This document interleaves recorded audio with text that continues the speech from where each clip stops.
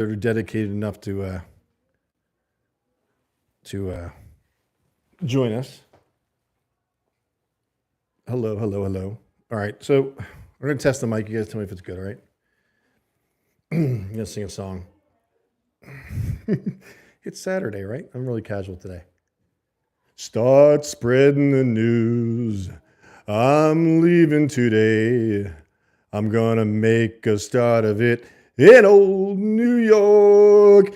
'Cause if I can make it there, I'll make it anywhere. It's up to you. New York, New York. You know, that song's being sung probably by all the Spanish people that are coming, not Spanish, but all the migrants that are coming over the southern border. Let's just think about that for a second, okay? Let's ponder that for a moment. How you guys doing? I can sing it. You guys want me to sing a couple songs? I've been listening to Frank Sinatra all day. Just smoked a cigar, and I am feeling very relaxed. What I'm gonna do. Well, let's sing some songs. Ready? These vagabond blues, I'm leaving today. I'm gonna make a start of it in old New York. Because if I can make it there, I'll make it anywhere. This is a great way to cleanse the people, because anybody like can't stand these live streams are gonna like go, oh, I gotta go. I can't listen to Will sing. I hope you guys are well. Since we're 15 minutes early, we're just gonna be real casual as we talk. I had the copy there. I was gonna sing the whole song, but I can't do it. I called Mary. I'm like, Mary, I'm going live now. I'm just doing it. Okay. Let me get there. Let me see if I want to be able to see your texts while I don't like looking like that. You know what I mean? All right. Let me see if I can find it. This is what we go through right before a live stream, getting to witness that, all the chaos of us trying to figure out what's going on. Right, Mario? Mario knows what I'm talking about. All right, YouTube.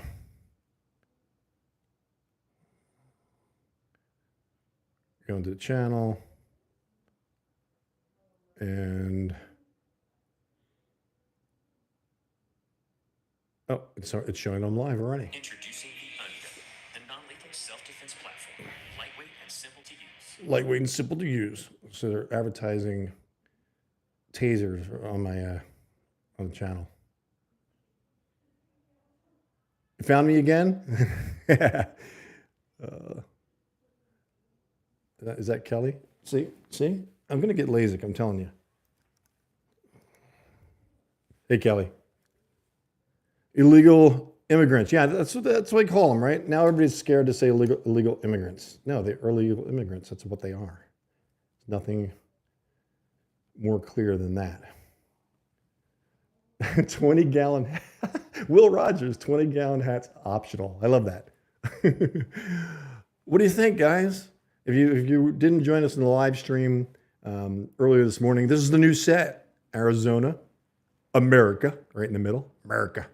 And then, of course, Washington, D.C., which are all going boo, boo. But for some reason, I feel a real drive to go back there. I don't know. Australia, Didn't Os? Hopefully I'm pronouncing that correctly. Yes, it's been a couple of years. You're right, Didney. It's good to be back. It was a tough 2 years. No, everybody in Arizona drives. I don't know if you could hear that. Everybody in Arizona drives loud cars, and when you're walking down the street, which I'm doing a lot of it lately, that when they see you, they go whoa, whoa. Like I'm supposed to be impressed. I mean, the only thing I'm going to be impressed is by a 429 Boss. Okay, I'm going back to the days of working on Mustangs.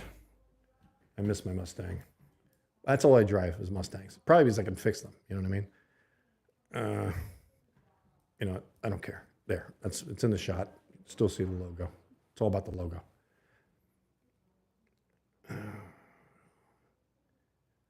Yes, Cindy, I did. Where did I go, Cindy? Cindy Shelton. Where did I go? I went into a very dark place. I got canceled in November of 2021, and then it was like this. Doctor of Speed. Okay, I'm gonna go. I'm gonna do the life story because a lot of people were asking about the life story. So prepare yourselves. If you guys do a super chat, I'm not. I will stop what I'm doing and I'll answer that. I will answer that. Only because it's fair. But it all started off. Wait, I can't start now. It's still too early. We're still 13 minutes out from everybody else. Everybody's gonna be like, what? All right, let me. You know what? I'm just gonna get like a monocle or something in my eye so I can like actually see. Contact lenses. What a concept. Mount Rushmore. Oh, Mount Rushmore. I should do it. You know what? I'm gonna do a MustangMedic memories video on Mount Rushmore. That was an awesome time.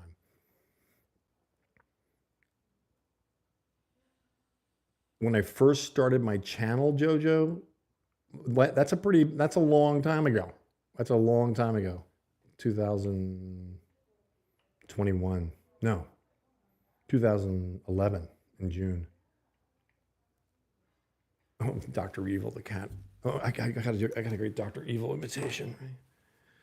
Right? Yes, this is what I look like with a cat without a cowboy hat.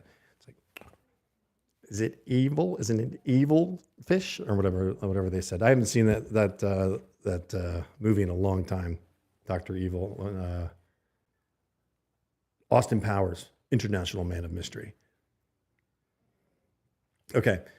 What should we talk about? We're just waiting. That's what we're doing. I don't usually do this waiting thing, but I don't know. I was just like, Frank Sinatra, smoking cigars. No, let's just go live now. Let's just do it. Oh, man, I'm seeing paragraphs here. When I go into my life story, though, I'm not going to be reading these things. I'm just a heads up. Hillbilly 7346. Hi, Will. We met at the Hudson store at the Las Vegas airport, Spirit Airlines gates. I was sure if you were there for SEMA or the World Bull Riding Championship. North Carolina. Hey, Deborah.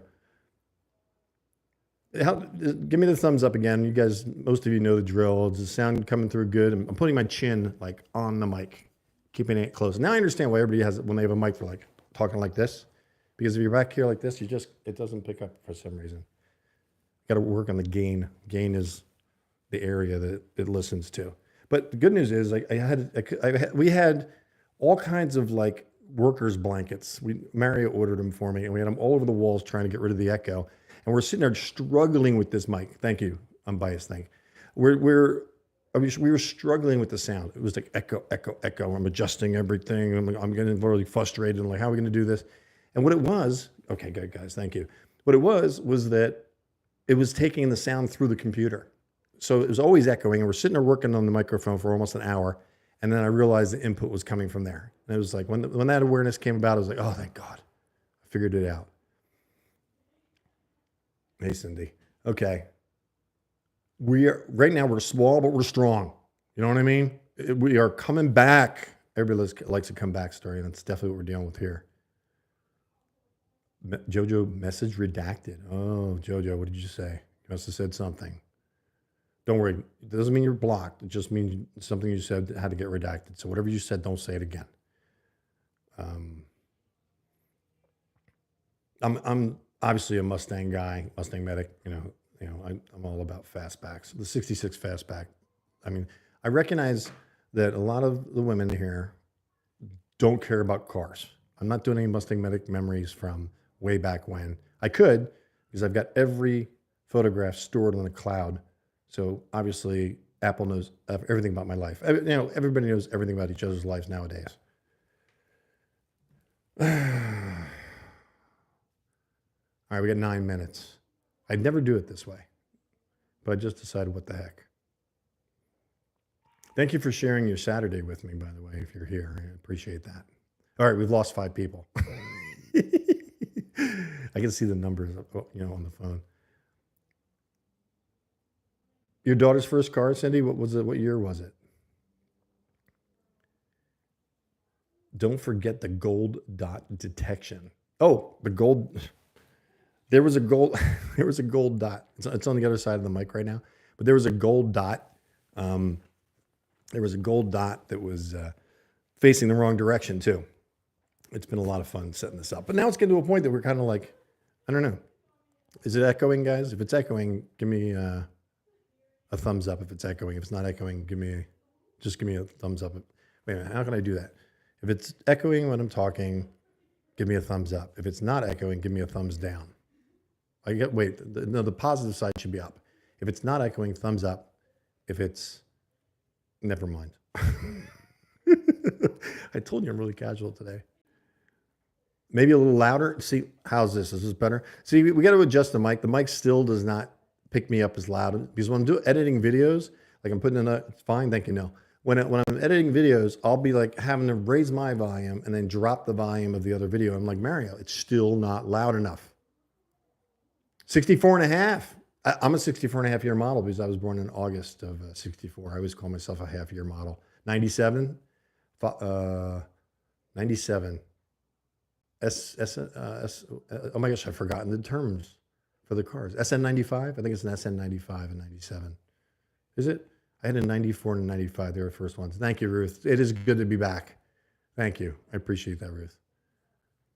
Yeah, it's so good to be back. I just, even though, instead of getting 15,000 views in the first couple hours, we're getting like 300 views. It's okay. It's okay. Got to get into those algorithms again. As long as we keep posting videos every day, which we're doing. I actually got 2. I've got 3 that I was talking to Mario, and it's like, talk me out of posting right now because I was thinking about posting, but I get excited about these videos and I want to share them right away. But 6 minutes. I don't think when we do a premiere, it gives you those things. I'm going to set the premieres up for 5 minutes. I've been setting them up for 2 minutes. The reason I'm going to set them up for 5 minutes, how about just boldly write echo life echoing, like echo chamber, which I talk about often. Thank you, Sean. It's good to be back. Appreciate you, Sean. Thank you for saying that. Nell, your husband had a 69 Boss yellow and black. That's a fastback. That's that's my favorite car. That's my favorite Mustang out of all of them. I love Supreme 111 1965. Is that your birthday? MustangMedic, miss you. Looking marvelous. Thank you. Thank you very much. Thank you. Thank you very much. It's my Elvis Presley imitation. Right side, Broadcasting Network, Trump to speak soon. Yeah, Trump, I can't compete with Trump. I know that, President Trump. So that's okay. It's okay. They'll watch this later if they didn't turn it off because of my singing in the beginning. Thank you, JoJo. Who cares? You still rock. Much love from Kentucky. I love Kentucky. I'm probably going to end up in Virginia. That's where I'm going to end up, and I'm going to commute into DC. That's what I'm thinking. That's my heart's desire. We'll see. We'll see. Right now, the money won't do it, but that could change too. Thought at first you were talking about the border. I look like I'm talking about the border the way I'm dressed, don't I? Hey, do you guys know Mark Lamb, the sheriff from Arizona? He's running for Senate. And he basically, I'm walking around Arizona like this. So everybody, if you guys know, you're laughing because you can look him up. But wait a minute, hang on a second. A lot of now coming through Nogales, Arizona. Are you in Arizona? I am in Arizona. I'm in southern Arizona. I haven't really seen it at the effect. I'm in Casa Grande. You guys can Google that if you want to. I'm south, but I'm not that close to the border that they're going through. Thank you for that, Memphis Maurer. Yeah, thank you for that. The props about the interview with Roger Stone. That was it's so exciting to be able to, first of all, that Roger remembered me, and 2, I can actually call him a friend now. And, one step away, he's friends with President Trump. Wouldn't it be neat if I got an opportunity to interview with President Trump? You never know. You never know. Do I have a guitar and can you sing Cowboy Ballad for the next couple of minutes? The Cowboy Ballad. Gosh darn it, I don't know the words to the Cowboy Ballad. Bum-ba-dee-da, bum-ba-dee-da, bum-ba-dee-da, bum-ba-dee-da, happy trails to you until we meet again. Happy trails to you, and may all your travels be grand. I'm making up the words. All right. I should get a guitar. Not that I would know how to play it. I could pound on it. Had a 1968 Ford Fairlane. I worked on one of those, old Fords and old Ford because they basically were all the same, just different bodies. You had a toggle switch to turn it on. Red, orange, shag carpet. You know what? Full disclosure, I had a Pinto. When first I started with a 63 Falcon convertible. Some of you know what it looks like. They're not exactly attractive cars, but it was my first car, so I thought it was awesome. I still think it's awesome. You know, you always appreciate your first car. My mic is crackling on and off. I don't know how I'm going to stop that. We're going to have to figure that out, Mario. It's been doing it. CNC, good evening. All right, 4:57. Any quick questions before we go live officially? I've seen other people do this, you know, and it always got on my nerves. Hopefully it's not getting on people's nerves. It stopped crackling? Okay. I moved the wire that goes through it. This mic has to have a special wire to connect to the phone, so. 61 Starliner? I don't even know what a 61 Starliner looks like. Owned a 67 GTA, unbiased think. 85 GT, still my own SVT Cobra. I had a Cobra. What did I have? A 95 Cobra SVT. Special Vehicle Team is what that stands for. And GT, by the way, stands for Grand Touring, just in case anybody's wondering. It's not Gran Turismo, it's Grand Touring. I think Ford came up with that first. Have I seen the testimony of Jesse? You know how good I am at pronouncing names. No, I haven't. Do you guys know Jesse Lee Peterson? You should look him up. He's great. Good evening, springtime. I like the rose. That's in your name, isn't it? That's cool. I never did an emoji in my name. 69 Ford Gran Turismo, Torino. Oh, Gran Torino. Super Sport. Whoa, bluegrass respect. All right, it's 4:59.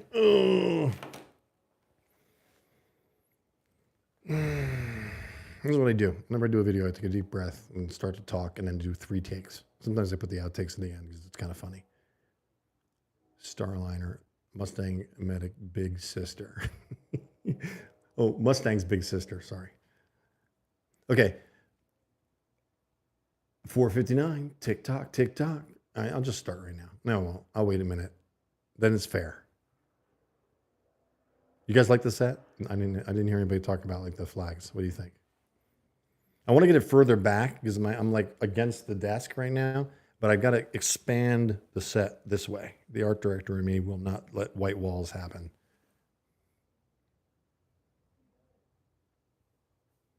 Thank you, unbiased. Think. Okay. All right. It's 5 o'clock. Hello, everybody. Welcome to MustangMedic, the second live stream. We're experimenting with our live streams. We did one at 10:30 this morning, and this is the 5 o'clock. Might do it every weekend. We'll see. It's a total day commitment, kind of. I still got out to eat and smoke a cigar, unfortunately. I mean, we're totally going cars now, aren't we? I know there's a 12-second delay. I told a number of people in the first live stream, you might be back, that I would talk about kind of my life story. And it's not boring because I was diagnosed with bipolar. Now, I didn't take it very seriously. I was like, I'm not bipolar. I don't know. Everybody's bipolar. But then I looked at a sheet that was handed to me, and I had like 19 bullet points of what the symptoms of bipolar. I had 18 of them. I'm like, all right, I'll acknowledge it. I am. But when I'm on the right medication, I'm like this, like this. So my life story is a lot of starting something, building a house of cards, and then the cards falling apart in an epic style. So you're going to hear, they're kind of almost chapters. And I've got a few people that want me to write a book, and I'll probably eventually do that. I'm going to take this down because the art director in me is going crazy. There you go. I feel better now. Okay. I started off in North Jersey, born, then ended up in Turnersville, New Jersey for 20 years of my life. Went to elementary school. It was terrible. I was like picked on, I was bullied. I was one of those bullied kids. And got transferred to Birch's School in South Jersey again.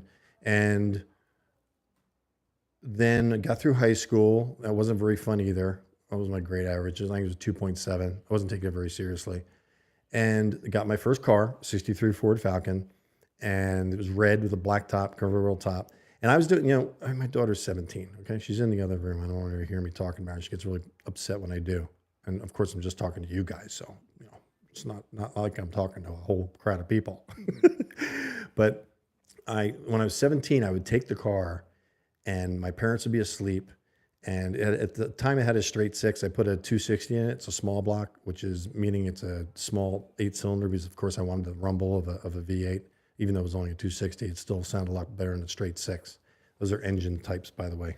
Straight six is 6 cylinders straight. V8 is 4 cylinders on both sides. But I would roll the car out in the middle of the night, and I would roll it. I'd roll it away from the house so my parents didn't hear it. I had a permit, right? And I would drive at night to the mall, right? The Deptford Mall in South Jersey. If anybody's from South Jersey, you know what I'm talking about. If not, it was a mall. And I would drive with the top down, my hair flowing in the wind. And I'll have to post a picture of me when I actually had hair. I had it parted down the middle. And I would had a little FM converter, which is it had an AM radio because it was a 63. And a FM converter underneath. And I was listening to Journey, Rush, Meatloaf, Pat Benatar, Styx, and I'm totally an '80s person. I remember when I thought people were old, my age, when I was 20, which your perspective changes as you get older. But I used to. I'm a boomer, by the way. Last year of the boomers, 1964. And my kids make fun of me for that. You're a boomer. You can't figure out how to use your phone. It's like, come on now. But I'd roll around in this car and thought it was really cool, listening to classic rock. And I just drove around a closed mall. I just thought it was a thrill. And then I'd be on the highway and the top down. There wasn't very many police. There might not be many police there now. But then I'd drive back, put the car back, act like everything was fine. So I was sneaking around. So that's my point, is like 17-year-olds always think that way. They're always sneaking around their parents. Doesn't matter how good your kid is, they get sneaky. It's almost like, and no one's unique. Everybody goes through somewhat similar experiences at their ages, and you think you're untouchable when you're 17 or 18. You're going to be president of the United States. You're going to be a great firefighter, or you're going to be a senator. Those are the dreams. Then slowly but surely, reality starts to sink in, and it's like, no, that's probably not going to happen. So when I was 18 years old, I graduated high school with the 2.7 average. And then I went into Husson School of Art in Philadelphia. It was 4 years of school, and I learned marketing and advertising. I was determined that I was going to work at this advertising agency called Lewis, Gimlin and Tenets. It's no longer in business, but at the time, it was the biggest agency in Philadelphia. Now, first 2 years of school, wasn't taking it seriously, throwing frisbee in the hallways, kind of clowning around. And then on the junior year, I was like, oh man, I got like 2 years left and I'm going to have to support myself. I better take this seriously. So I got really into type design, all the stuff I do now.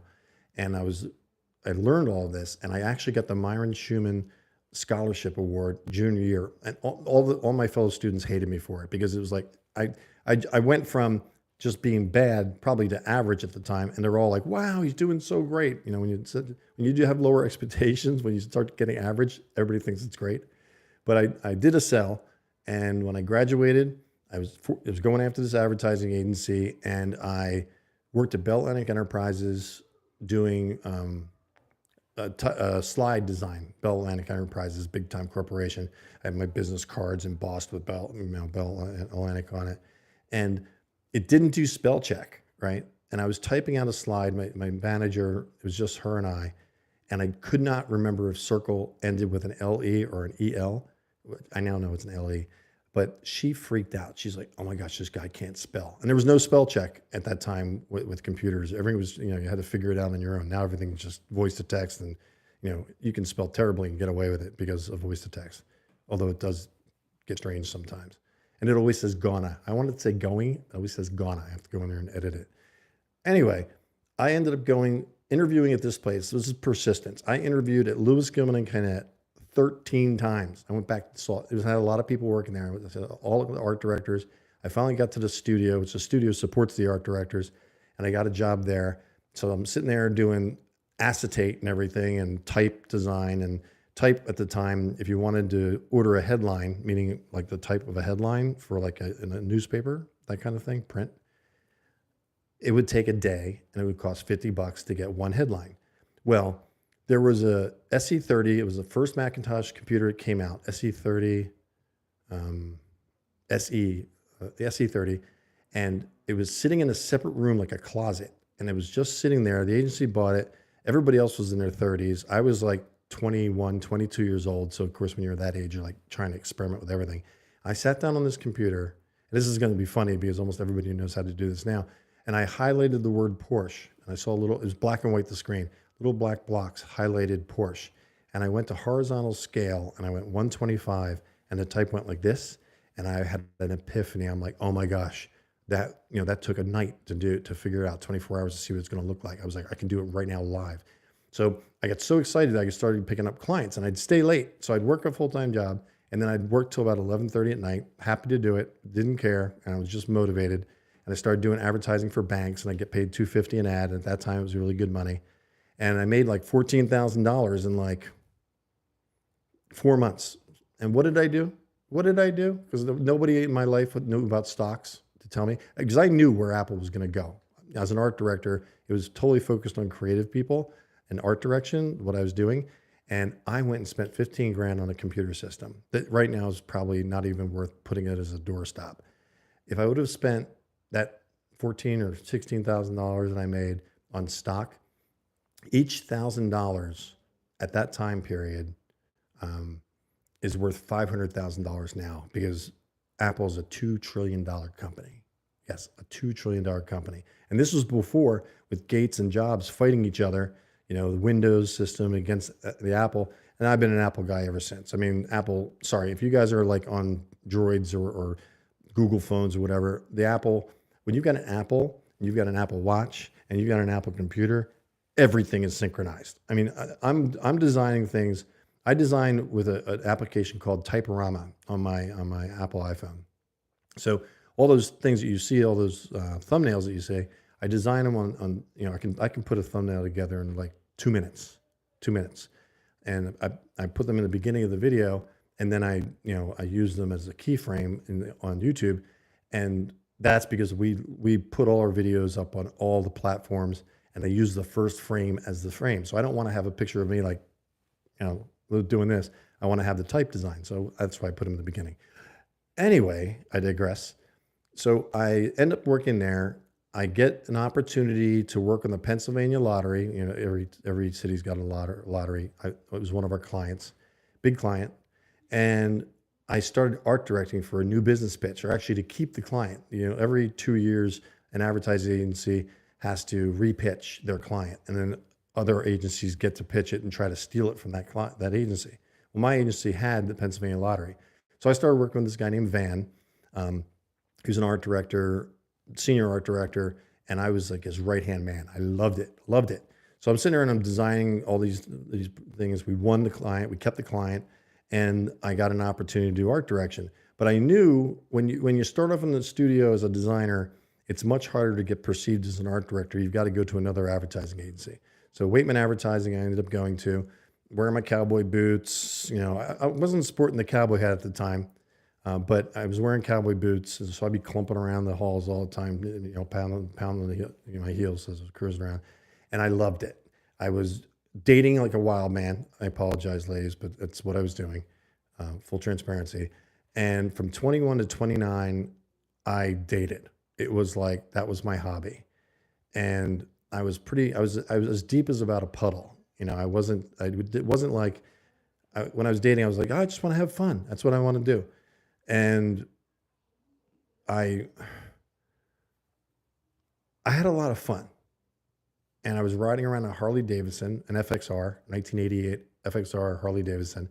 It's smaller than like the big boys, but it's not a Sportster, which Harley riders kind of don't take offense if you got a Sportster, but we and this is going to sound bad. It's going to sound misogynistic, but we call it a girl's bike because it was really light and it had a smaller engine. But I would go, I would go riding around Philadelphia with my Harley Davidson, revving the engine, setting off car alarms for the fun of it, and I would go to a bar like on the river, Delaware River, and I'd rev if anybody revs their engine when they're getting off their Harley, they just want attention, just a heads up. They're being, look at me. That's what I did, and I was wearing a T-shirt and jeans, leather shot leather jacket, which is the real deal. It's like one Fonzie wore, and some of you are scratching your head about Fonzie, Happy Days, but again, it's the time period I grew up in. And I would walk into a place and I would just kind of scope out the area and I would meet somebody. And at that time, when you're 21, it wasn't hard. It's not hard to meet people, especially with a full head of hair. That always helps. So I dated a lot, got everything I wanted, started my own advertising agency, had a couple $100,000 in the bank, and I wasn't happy. And I was like, how can I not be happy? I got the Harley Davidson. I'm dating a number of women. Everything's fine. Everything's happy. I got money in the bank. My own advertising agency was called Rex Advertising, REX, which means in Italian it means king. And I got down. I hit rock bottom again. And you're going to hear this often in this life story here. So I suddenly was not motivated to keep the agency. I started isolating again. Isolation kills on YouTube. That's about getting out of depression, which I've mentioned often. And I gave the agency to my partner. He didn't make it when we broke up. And I started reevaluating my life, and I was talking to my mom. She was a Christian, and at the time she was like, Will, God, Jesus loves you. God's going to take care of you. And I wasn't a Christian, and some of you can relate. And I was just like, come on, Mom, come on. And she's like, she'd find a pencil and she'd be like, oh, praise Jesus, right? I'm like, God did not give you that pencil. But as your faith grows, and when you start to see things, what I did was this. Somebody invited me at a church that I went to. I was desperately seeking, trying to get better. I didn't know what to do. Oftentimes, like what Roger said in the interview, when you struggle, you go through a great struggle, that's when you search for God. When you think you got it all going on, you got money and all this stuff, you don't need God. That's what you think. But for me, the person invited me to do this, and you can do this too. You can try it if you're not saved, if you don't believe in Jesus Christ, and you're not a Christian. You could try this and see if it works for you. This is what happened with me.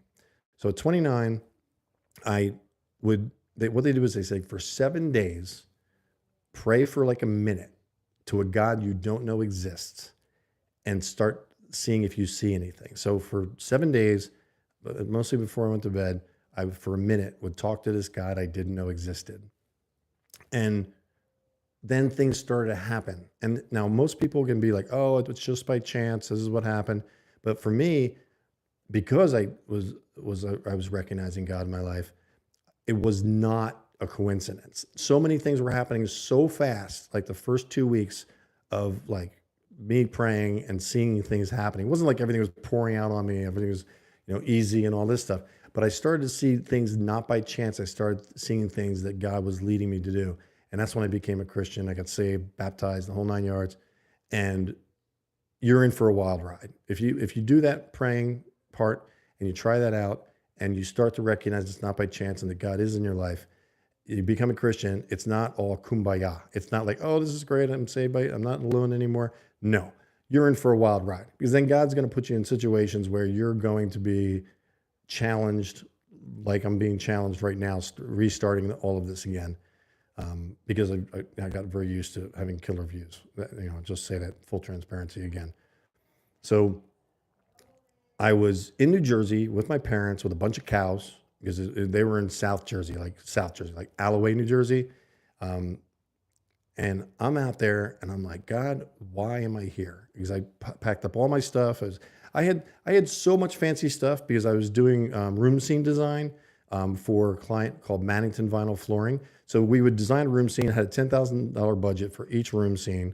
And I would get to pick all the stuff that was going on, the colors and everything. And I hire a designer, and we put all these props in. And then what would happen was when I was done, they wanted me to be happy because I was the art director hiring everybody.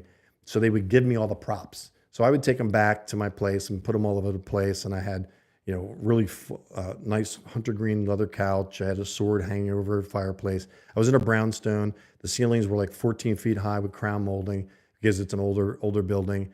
And I was on the top floor, a 3-story walk up. Well, it looked so nice that when women would come, they'd think I was gay. They'd look at me because the apartment was too nice. But again, it was just the art director and me. I wasn't gay. But they thought I was, which I thought was pretty hilarious. It was that styled out, typically, I won't go there. So when I'm in New Jersey hanging out with the cows, going to a church, playing racquetball with a pastor and, saying, come on, Noah's Ark, Adam and Eve, all the things that, people think of as parables or that there's fantasy as a story. No, actually if you look hard enough as a Christian, it all gets backed up in history. It really does. Everything can be proven. And people argue with me about this, but scientists have proven that 2 DNA strands created 6 billion people. So it all originates from 2 DNA strands. Everybody. We're all related. Doesn't matter whether you're brown or black or white or whatever, purple, any color. We all are one. Physically, emotionally, and in the eyes of God. So if you're a true Christian, you really can't be a racist. You can't, because if you're looking at a person and judging by the color of your skin, making them separate, you're not being a Christian. You're not understanding that we are all created in God's image. So I decide that I want to go to California because trade advertising in Philadelphia is all about products. Alpo, Mannington Vinyl Flooring, the lottery, and a lot of other product companies. But in Hollywood, in LA, it's all entertainment. It's all people, it's all guns and, all kinds of stuff. It's much more exciting. So I was like, I think I'm going to go to California. I think that's on my heart to go to California. Similar to me thinking I got to go back to DC. And my mother, of course, is like, oh my gosh, she just got saved. He's a Christian. You can't go to the world of sin out there in LA. But I wanted to go. And I felt like, God put that on my heart. So I started designing all kinds of stuff.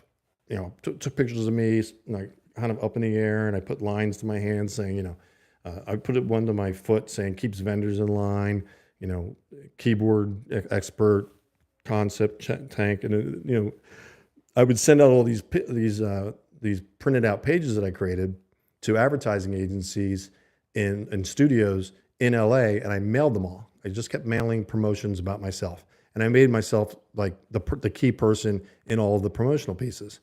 Well, lo and behold, I didn't know, but a lot of studios thought they were pretty clever. And what they were doing was they were taking my pieces that I was mailing to them, just 8.5 by 11 piece of paper, black and white.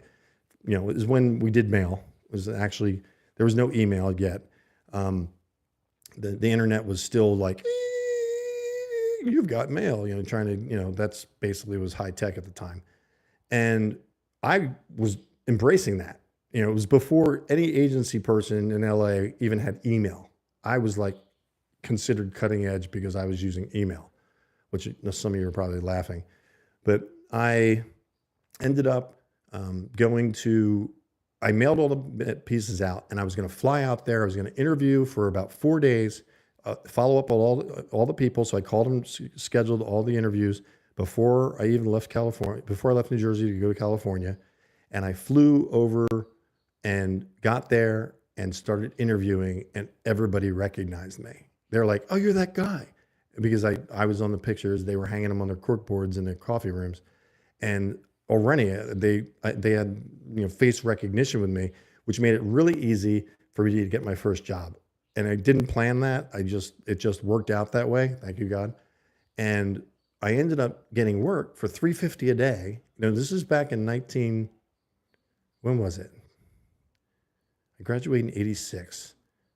So this was like 94. I was in there interviewing, late 94. And they hired me. And I said, at first I said, I'm willing to work for free because I just wanted to have entertainment advertising pieces that were actual pieces in my portfolio because I thought it would help me. Well, they said to me, I interviewed with like 4 people in one room. I'm this young guy, with trade advertising. Everything was completely concept, meaning I had movie posters, Standing Tall with Arnold Schwarzenegger, There Next Door with Demi Moore. I made all of them up. I wrote treatments. A treatment is like a one-page document of a concept of a movie. So I had 9 different treatments, 9 different executions of movie posters, and I was showing them to them. And they were impressed with it. And I said, well, I'll work for free. And they said, no, we're going to pay you $35 an hour. And I'm like, $35 an hour. $35 an hour in that time period was a lot. It's still a decent amount of money. It's like twice as much as minimum wage now, but maybe more. But I ended up doing that work, and I stayed for 2 weeks. I made a couple $1,000s. I was like, California's awesome. I had an interview in Manhattan Beach. I don't know if anybody knows about Manhattan Beach in Santa Monica. I remember I'm brought up in the South Jersey, right? So all I know is the Jersey Shore, which is basically the boardwalk, a bunch of ugly buildings, some casinos now. There wasn't any casinos then. And a long beach to a warm water because it's Atlantic. Pacific is cold because the way the oceans go. It's coming from the north in the Pacific. It's coming from the south in the Atlantic. So the water was warm, but there were no waves. There was no surfing. It was just little tiny waves at the end of the beach. Then I get to Manhattan Beach in California for the first time, and I'm like, wow, it was beautiful. Right along the coast, palm trees everywhere. By the way, all palm trees in California, they're not indigenous. All palm trees in California were put there. None of them just grew up from being a baby. They have palm tree farms, and then they put them in places, so none of them are indigenous. So every one of those palm trees you see was planted. So I'm blown away by how beautiful it is. I'm blown away by how much money I'm making. And the people I'm meeting were like really open to me. And it was mostly because I was not from there. People in LA are kind of jaded. They were like, oh, okay, you're from LA, yeah, whatever, okay. But when you're from the East Coast coming over, you're fresh. You're like somebody new that's got a new opinion or a new eye on things. And they valued that. So I got a lot of work. So I fly back 2 weeks later. I stayed, a couple extra weeks. Of course, my mother's head's exploding because this happens to me often. I'll go embrace something. This is before I was diagnosed. I'd embrace something and I'd just go wild on it. Like, similar to what I was kind of like when in 21 in January when I, the buses and the whole thing. So I'm like, I fly back and I'm like, I'm selling everything. I'm going to California. And my mother's like, are you sure? I'm like, I'm sure. She had a friend that I could stay with for a couple of weeks. So I was going to fly out there, stay with her friend, which I did, Beverly. And I sold everything I owned for pennies on the dollar. All that fancy stuff that I had in my apartment in Philadelphia, it was all in a storage space, when I was in Jersey hanging out with the cows.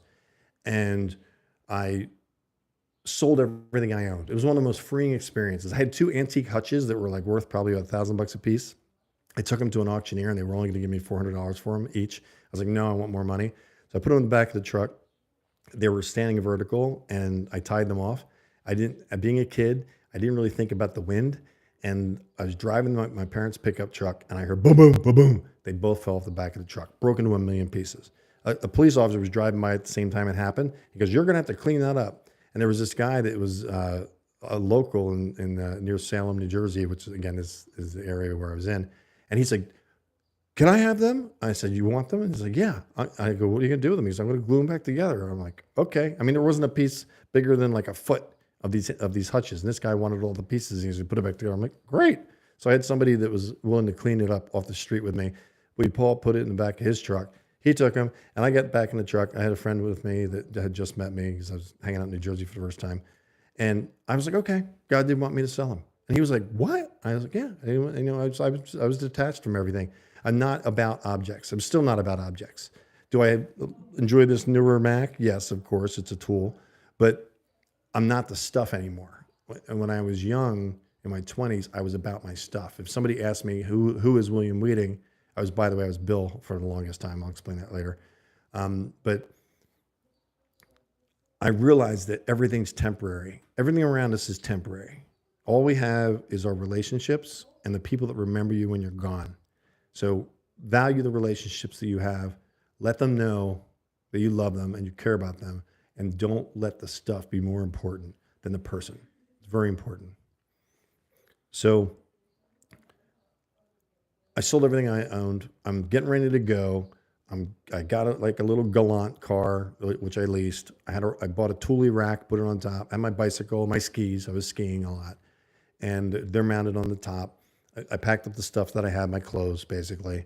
I had like at the time it was nice. I had like $8,000 in the bank, so I had money behind me. So it really freed me up because I could go by myself. And I did my first cross country trip by myself. I've done 8 cross country trips by myself so far in my lifetime. It's so cool when you drive by yourself because when you go to restaurants and you go to hotels and if you go out at night or whatever and you're by yourself, you always find people who will talk to you. If you go with your friend, you've got your friend, so people don't really approach you. But when you're by yourself, it's an adventure. It's an adventure. Now, it's not safe, ladies, for you. I'm 6'4". I look like I can handle myself. I never had really any fear of being in places at all, fortunately.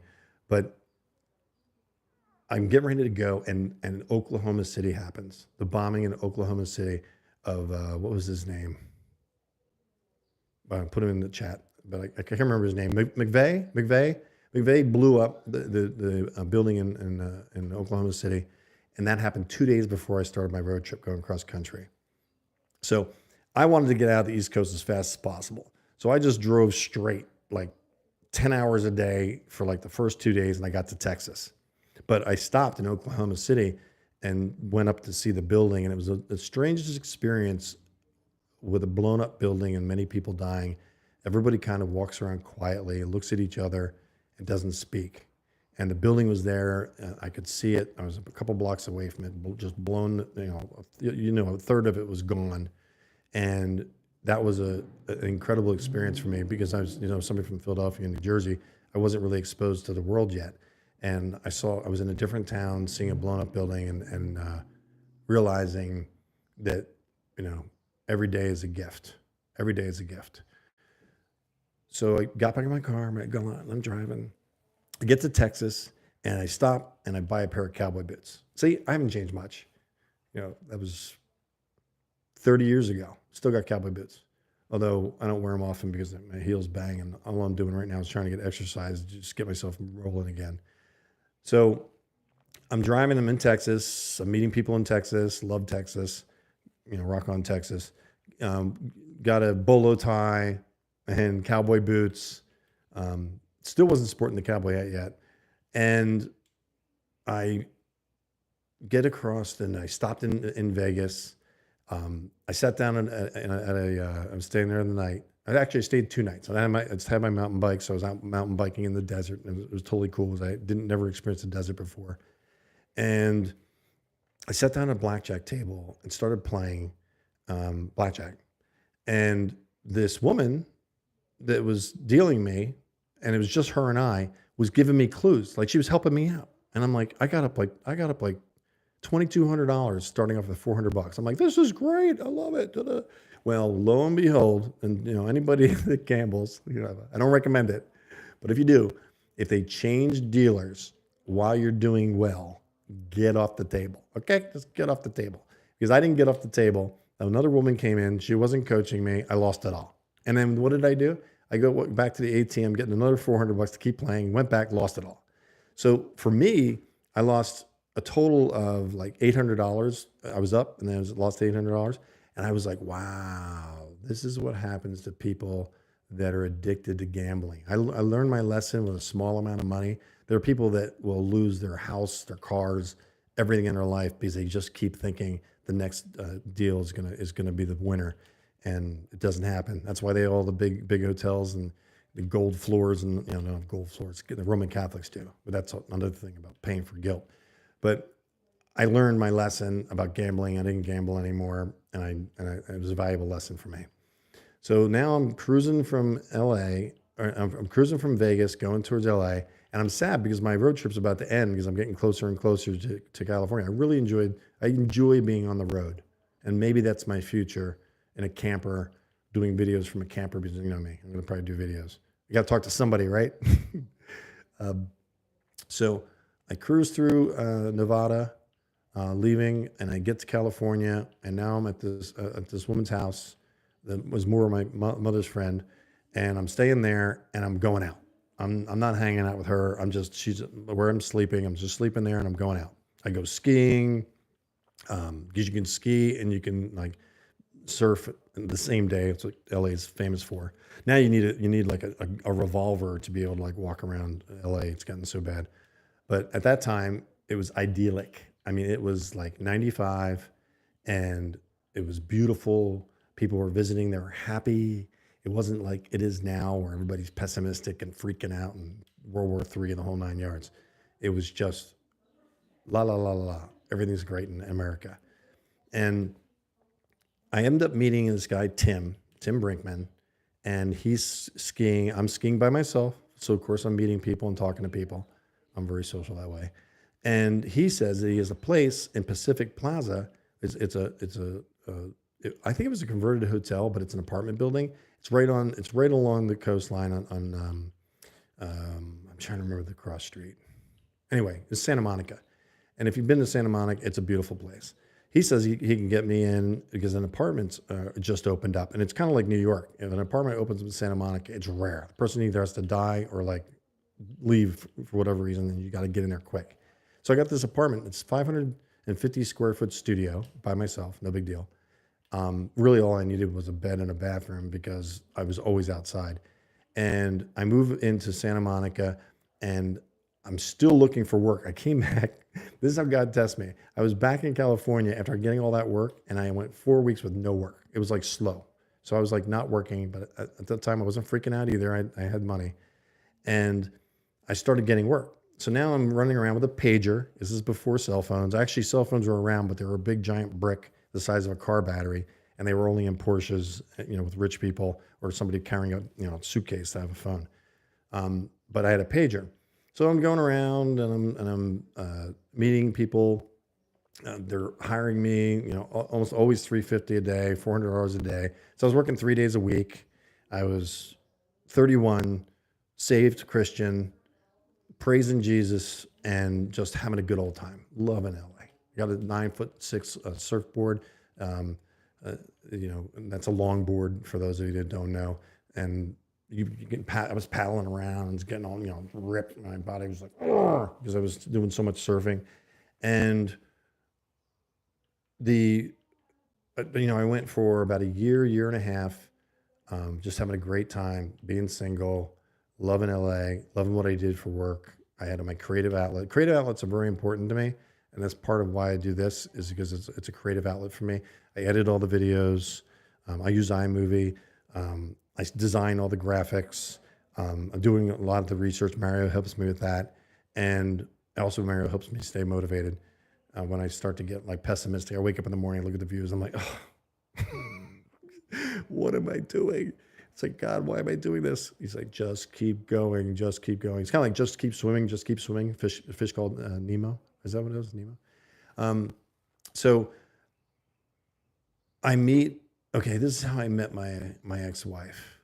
And I have to be careful how I dance this part of the story. So I'm sitting down at a cafe in Santa Monica with this guy named George who lived in my building also. Of course, I made friends in the building. And we're sitting there and this woman walks by. I'm 30, I think. She's 23. She's sponsored by a gym, so she's all ripped, worked out. She was half Mexican, quarter black, quarter Mayan Indian. She looked like a Hawaiian girl. And some people were shocked because they all assumed I was going to go over and marry some white, blonde-haired Californian girl. But I ended up marrying a woman that came across the border illegally. Yes, twice. If the wall was up, my kids wouldn't exist, and I probably would have never met her. But it wasn't. So being a Christian, I'm not going to be judgmental, and she seemed fun. And she's talking to George and I at the cafe. Just saw her for the first time. I hand her my business card saying, oh, if you want to hang out. And I had no intentions of dating her. I really didn't. I just thought she'd be fun. I just didn't even think about dating her. I don't know why. Well, she takes my business card, right? You guys are going to laugh at this, okay? And ladies. Can't believe I'm saying this on video. She takes my business card and she walks away. And I found out later she was annoyed because she was attracted to George and she didn't know who I was. So she's walking away. She's got the business card in her fingers, right? she got 10 business cards a day because the people in Santa Monica are visiting, so they're hitting on everybody. It was a hit fest. So she's about to throw the business card in the trash can and order her food. She was about 30, 40 feet away. Well, I got up and was going to leave with George, and she looked back, and she was about to drop the card in the trash, and she decided I had a nice butt, so she kept the card. So the reason my 3 kids exist is because I have a nice butt. Okay, at least I did when I was 30. So she keeps the card. I'm doing my freelance thing. I'm not working. I'm calling people, trying to get work, or surfing. And she calls me up and she says it's her birthday. I'm gonna have to edit part of the story here because I don't want to get sued. But she calls me up because it's her birthday. She comes and visits. We get together. I, being the good born again Christian, it's called backsliding. Some people call it backsliding. I backslid with her and got into a passionate relationship. Still going to church, but I was sinning in the eyes of God, and really, because I'm going to use the excuse because I was a new Christian, I really wasn't aware that I was doing like heavy sin, but I was. And I finally realized I was going to church, and she'd go out and hang out with her friends in Venice Beach, which is very close to Santa Monica. And hang on. Oh, you guys are going to, hey, Rachel, you want to put your face in here? Come over here. Get over here. Go ahead. Get in here. You got to go over here. You'll see yourself over there. There's Rachel. You guys are heading out? Yeah. Okay. Bye. Bye. Be good. Yes. Try. Bye. Teenagers. It's probably a good thing when we get in this part of the story. Okay, so I end up realizing that I'm in a relationship that is not going to get me married, because when I became saved, instead of all the dating I was doing in my 20s, being superficial, la la la la, everything's happy and go lucky, I decide as a Christian I should be married, which is good. It's a good thing, but I picked the wrong one. I picked the wrong one, and you know how people have red flags on them? They'll say something like, they hate their mother or something like that, and it's kind of, I call that a red flag. Well, this one had so many red flags that if they were on a mountain, on a ski slope, you could not get down the ski slope without running over a banner or a flag or some kind of post. And I ignored all of it. I just ignored it. I was like, no, this is, God put me with her and everything's great. I trusted her blindly. I loved her, still love her, but wouldn't want to be near her now. Don't even want to talk to her. Only time I'll see her, I hope, is during my kids' marriages. I've got 3 kids. My son's 20. His name is William Wieting the second, same name as mine. I gave him a Roman numeral 2 on the back of his name.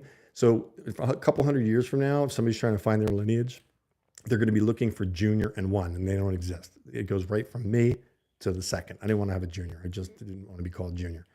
I did want my son to be called Junior. So we skip to 2. So he'll probably have a son, and then it'll be 3.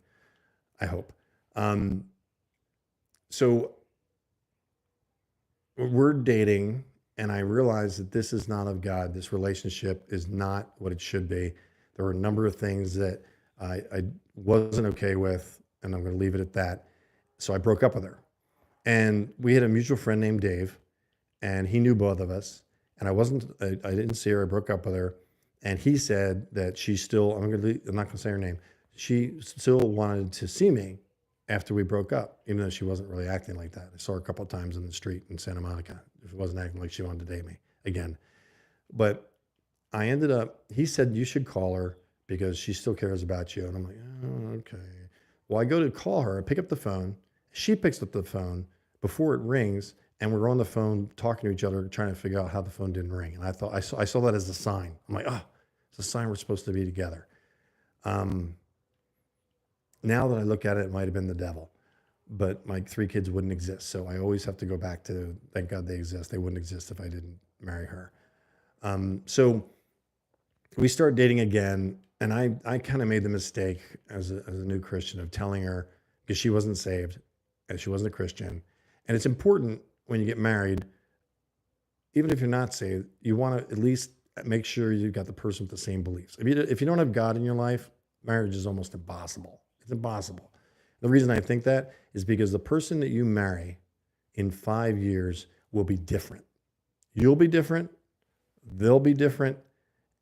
What are the odds you guys are going to actually be able to meet eye to eye when it comes down to financial stresses or kids? The bank accounts are combined. You don't truly know the person that you're dating until you've got the finances combined and you've got the kids, and they feel, this is men and women, they feel like they've got that person, and then they let their real person come out. There are those that have lasted many years, married for 50 years, and have worked through it. Marriages are work. Take them seriously. And, I think there's more than a 50% divorce rate right now. So I said to her that I wasn't gonna marry her because she's not saved. And lo and behold, she gets saved. Now, looking at it in hindsight, the problem was I shared that, and this person that I was married to was much more focused on my finances than me, and she got saved. And I was like, okay, I'm going to marry her. And I told my grandmother about it. She's passed on, Grandma Curtis. And Catherine Curtis, God rest her soul. She was my number one fan when I was a kid. I couldn't do anything wrong. I told her about Ceci. All right, it's just the first name. I told her about her, and she said, I'm going to give you my ring, a 1.5 carat Russian blue cut diamond. She had it appraised. It was worth around $7,000. She goes, I'm going to give you my ring. I said, you are? I go, why are you going to do that, Grandma? She goes, because when you were 12 years old, you said to me that you thought my ring was cool, and that could you give it to your wife? And when you're going to get married. So I said this when I was 12, and she said yes. So she remembered that. I didn't remember it. She remembered it. She gave me the ring. I went back. I proposed to her on my knee in my little 550 square foot apartment in Santa Monica. She said yes. And she still has that ring on her finger today. And I've been divorced for 7 years. It is what it is. So we ended up getting married. She's very much California girl. She's not going to leave California. She likes it hot, meaning the weather, kind of. And we are together for 4 years, living in Santa Monica, and then Playa del Rey. Playa del Rey is right next to the LA airport. So there's big jets going by, and you got double glass to try not to hear them, but it's right by the LA airport. We're in an apartment, and it is 2001, and the market is starting to take off. It was when they did that whole banking thing where, who was it? Was it under Clinton? It might have been under Clinton. Well, they opened it up where you could get a loan by just declaring what you made. So there was a lot. I mean, I wasn't dishonest. I was making decent money, but you could get a purely interest loan on a house for, I think we bought the first place for $275,000 in Playa del Rey. It was a condo. It wasn't Pacific Plaza. I can't remember the name of the condo complex. We got on the board too. That's a whole other story. But we bought our first condo. Got into changing out the carpet, putting in tile, upgrading it, and the market was still going up. So this condo that we bought for like $300,000 around that was worth almost like $500,000. So of course I knew a broker. Brokers handle the purchase of a house. They're in between. They secure the money for the person that's selling and the person that's buying. So this broker said you can use your equity, which was all gained in like 2 or 3 years, and you can buy another one. So we bought a second condo for $550,000. Now we own the first condo. We're renting it out. Bought the second condo in the same complex, and I had people in there that thought I should get on the board of a condo complex. And any of you that have been on a board of a condo complex, it's actually a true political game. It's like a little small scale Washington, D.C. Politically, because everybody looks at you that you like have power. You really don't, but you do meetings. It's a 5-person board. And when we bought the second one, I got my wife on the board. I helped get my wife on the board. Now we have 2 seats on the board. People are freaking out. One more condo, if they buy it, they're going to control the board. Everything's going to go crazy. It's going to be terrible. And this is all the neighbors murmuring. So I'd be walking around and people would see me get real quiet. At the time I had a white Cadillac DeVille gold package, right? It had big chrome rims, white walls. It was a white Cadillac DeVille. And my friends, I went to a church that was predominantly black. So, I mean, I was the minority. It was like 5% white, 95% black. It was evangelical. I'm an evangelical Christian. And my friend Hughes, who I also sang on the choir. I loved it.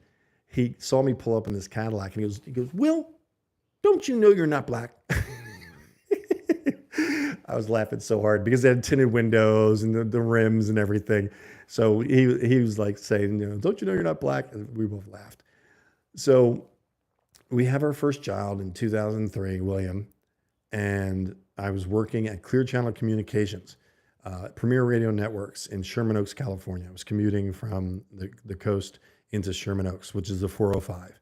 And those of you that know California, the 405 is like a 4-lane highway. It's got a carpool lane, diamond lane, and then it's got 3 other lanes, and it's traffic. It would take, if I was in a car, because I rode motorcycles. I also had a BMW Boxer, 1150R is what it was. Black cylinders coming out the sides. You've probably seen them in World War II. They're a Boxer with the cylinders going like this. So I'm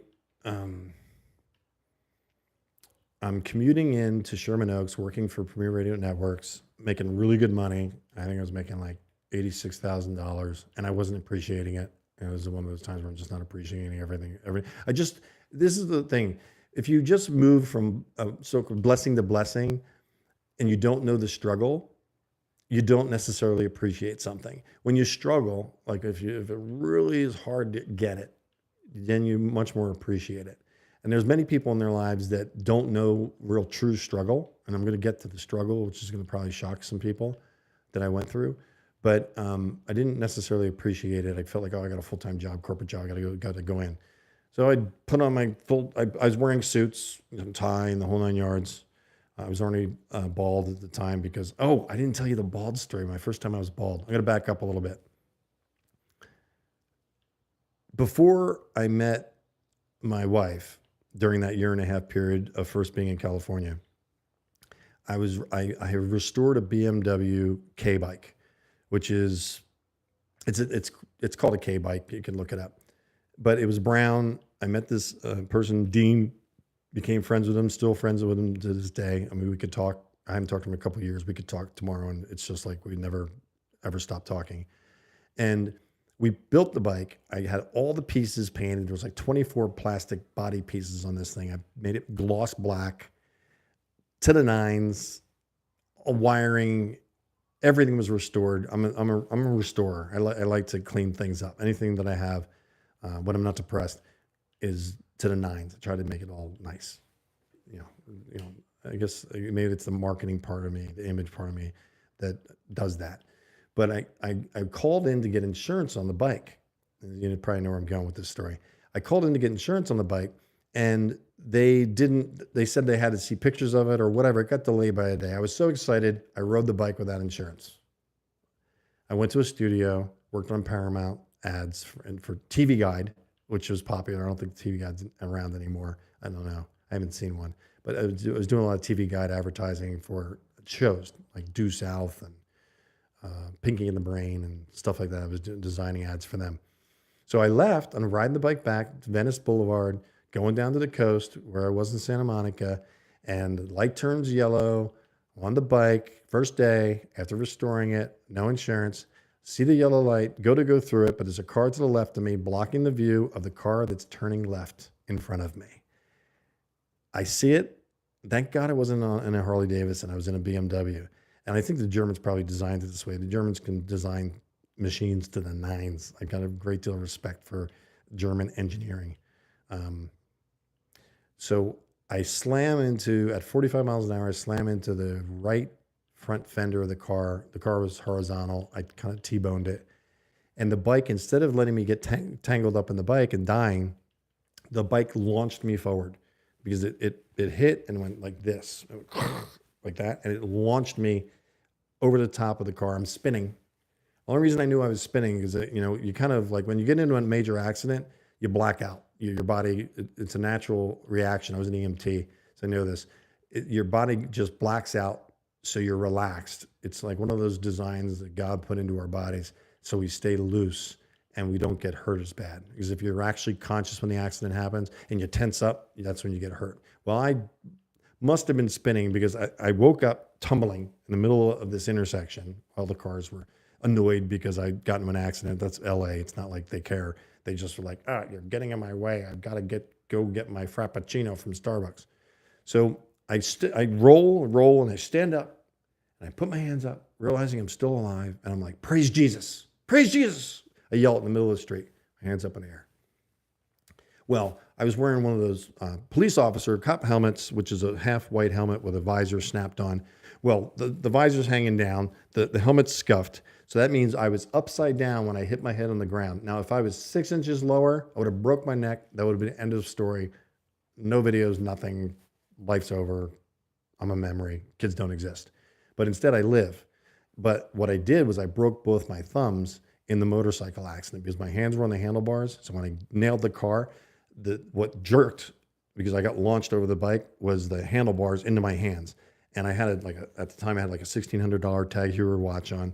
That disappeared. I kind of felt like that was a sign from God, like not to be materialistic.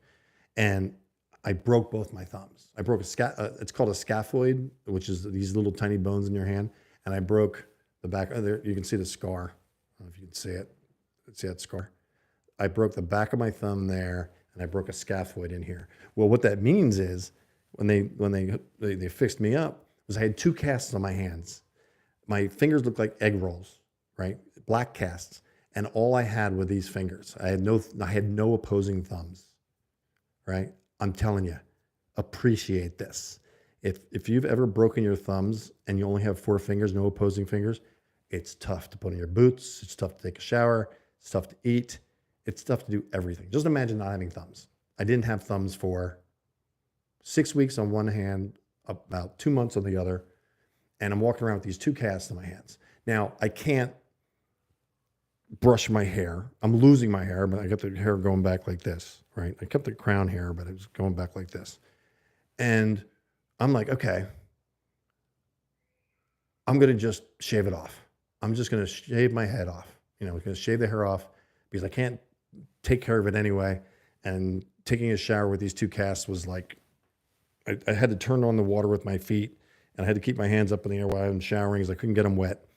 So I go into a barber because barbers can shave you, but hairstylists can't. Hairstylists can use clippers. They can't legally shave you, but barbers can shave you legally. So I go into this barber. I'll never forget it. And walked in with my casts on, and this one guy's sitting there waiting to get his hair cut. He's got a newspaper. He's reading a newspaper.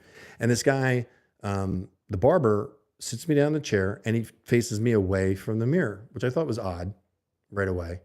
Well, what he's doing, and I didn't really even realize at the time because he was taking a bunch of like dollar Bic razors, the kind of razors that they use in prisons, like one blade, not 2 or 3 blades, just one blade, so they don't shave well. And I wasn't in prison. I just know about that. Okay, I've never done time, mind you. So he starts shaving my head.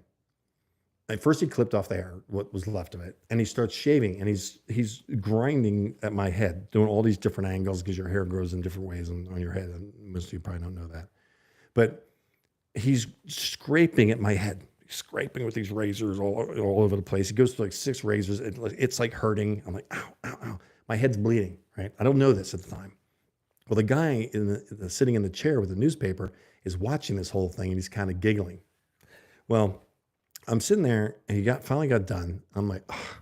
And I hear this. He slaps my head with rubbing alcohol. I'm like, ah! So I'm like freaking out. Well, the newspaper guy puts his newspaper over his face and the newspaper's bouncing up and down. He's laughing so hard. So that was my first experience of being bald, having the skin on my head burn like it was on fire. And I've been bald ever since. I've been shaving my head ever since. So that was when I was 30, 31. So it's been almost 30 years I've not had hair. I've gotten used to it now. People think I look like Mr. Clean or when I wear a white t-shirt and jeans. It's kind of funny. I wish I was built like Mr. Clean, but that's how I became bald. Okay. So we're going to church with my fiance. We're doing premarital classes. They do premarital classes in some of these churches, which is recommended. But again, you don't take it seriously because you think you're different than everybody else, which really we're not. We're all going through very similar experiences. Unless you're like a mega millionaire and you're broke, that's a different experience. But for the most part, we go through the same mindsets. I think we can all relate. You can look at a 17-year-old like she just like looking at her and I'm going, I know what you're thinking. I know what you're thinking. Plus, I know what the boys are thinking. It's tough. With my background, my dating background, and having 2 daughters, and knowing what boys think, it's not fun. It's not a fun experience because you really can't control them. You can't chain them to the floor. You got to let them go out, and it's a real walk with God. Having especially teenage girls, teenage boys, they're the dominant ones. They're the stronger ones. Your son,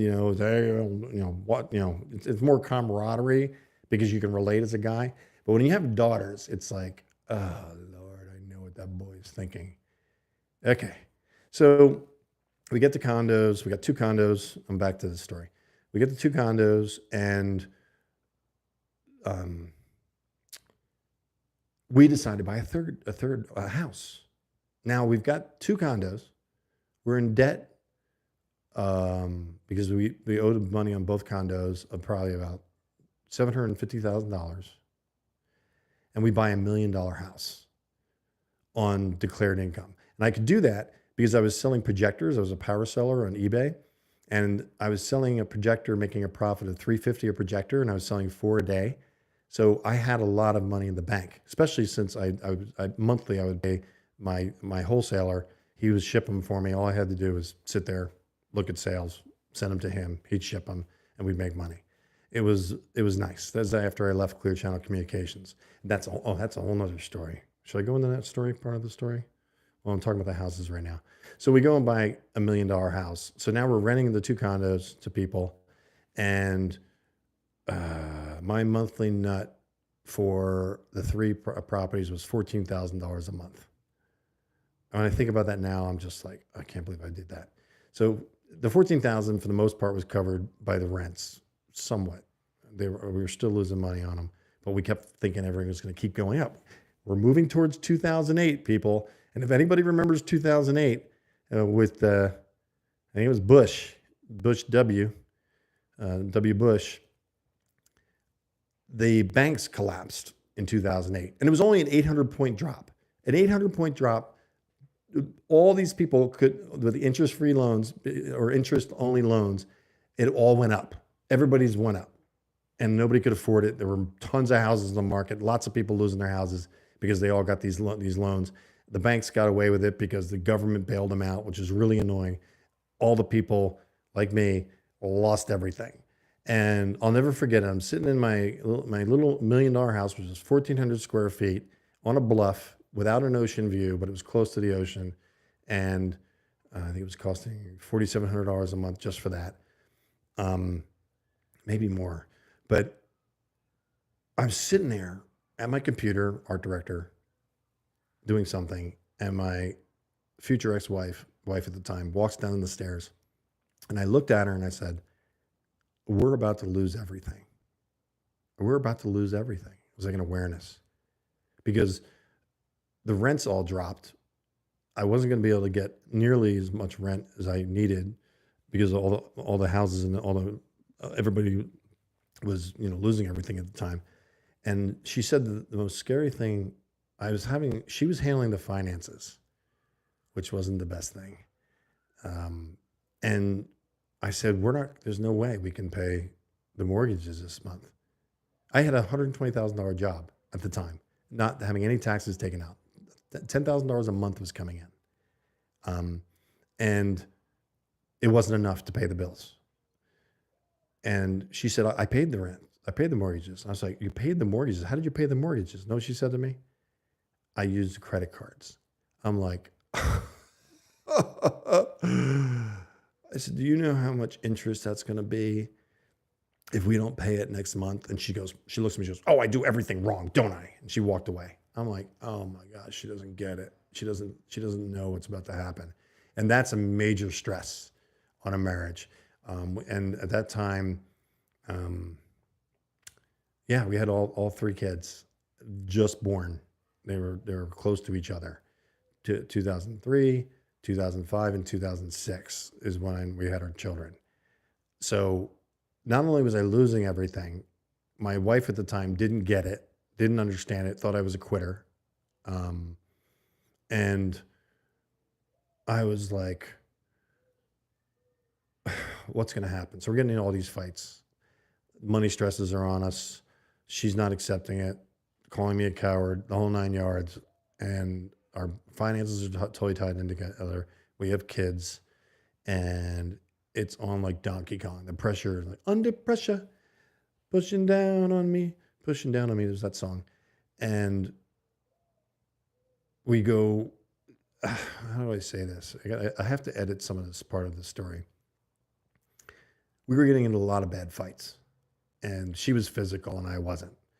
And she was paying the price for it. And I finally decided to take my kids back to New Jersey to my parents' house while she was away. You guys can fill in the blank.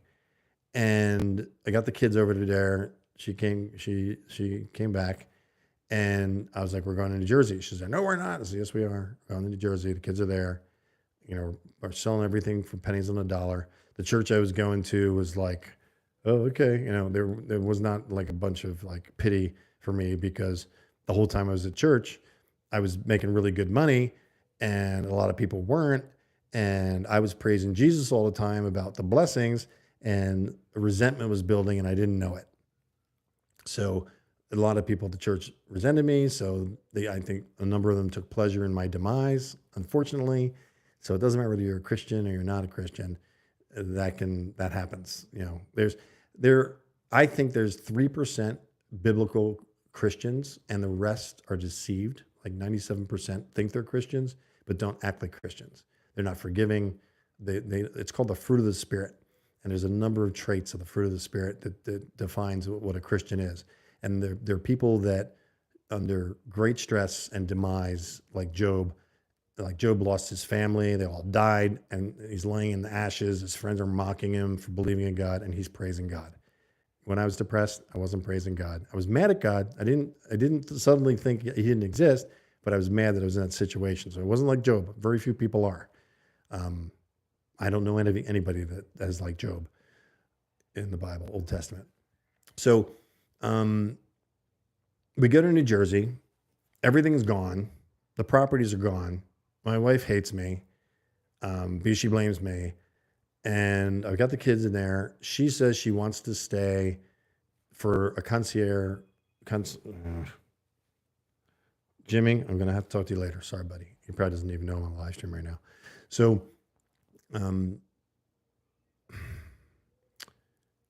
we're in Jersey.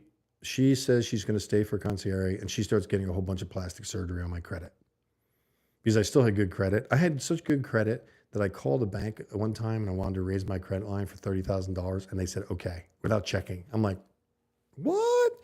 So when you have a lot of cash flow and you pay your bills, your credit score can skyrocket, and it creates a lot of opportunities for you. And trust me, I've had terrible credit, and I've had great credit in my life. I've had, that's the thing about being bipolar, is you have a lot of ups and downs. It's not boring. That's why people want me to write a book, which I might do. It's going to have to all be the voice to text, because I can't type. So we're in New Jersey. She goes and gets a whole bunch of plastic surgery. I'm angry with her. I tell her, figure it out over there. She couldn't fly because of the surgery, so she stayed there for a couple of months. I had the kids by myself. Eventually, she came out. When you've got one hen in the hen house, it's good. When you got two hens in the hen house, meaning my wife and my mother, it's not good. They were not getting along. And just say it that way. My sister's probably watching this, who doesn't talk to me, and I'm sure she's going to tell my mother all this, and it's going to get me in trouble. But full transparency, I'm not saying anything bad about them. So we're back in New Jersey. She comes out. She's not happy she's in New Jersey. She wants to go back to California. I'm reinventing myself again.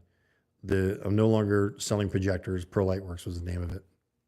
Probably still Google it and find it. I think it's been a long time, but everything online, it stays online. Even when you delete it, it's still up there.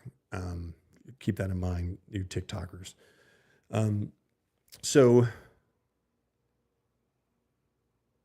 I just start driving a school bus, and I'm volunteering at a fire department in a small town. I become an EMT, do EMT training, get certified.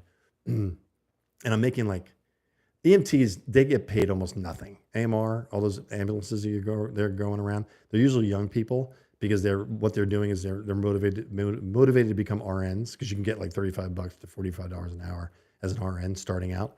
EMTs are making like 12 to 15 bucks. I know it doesn't make you feel good.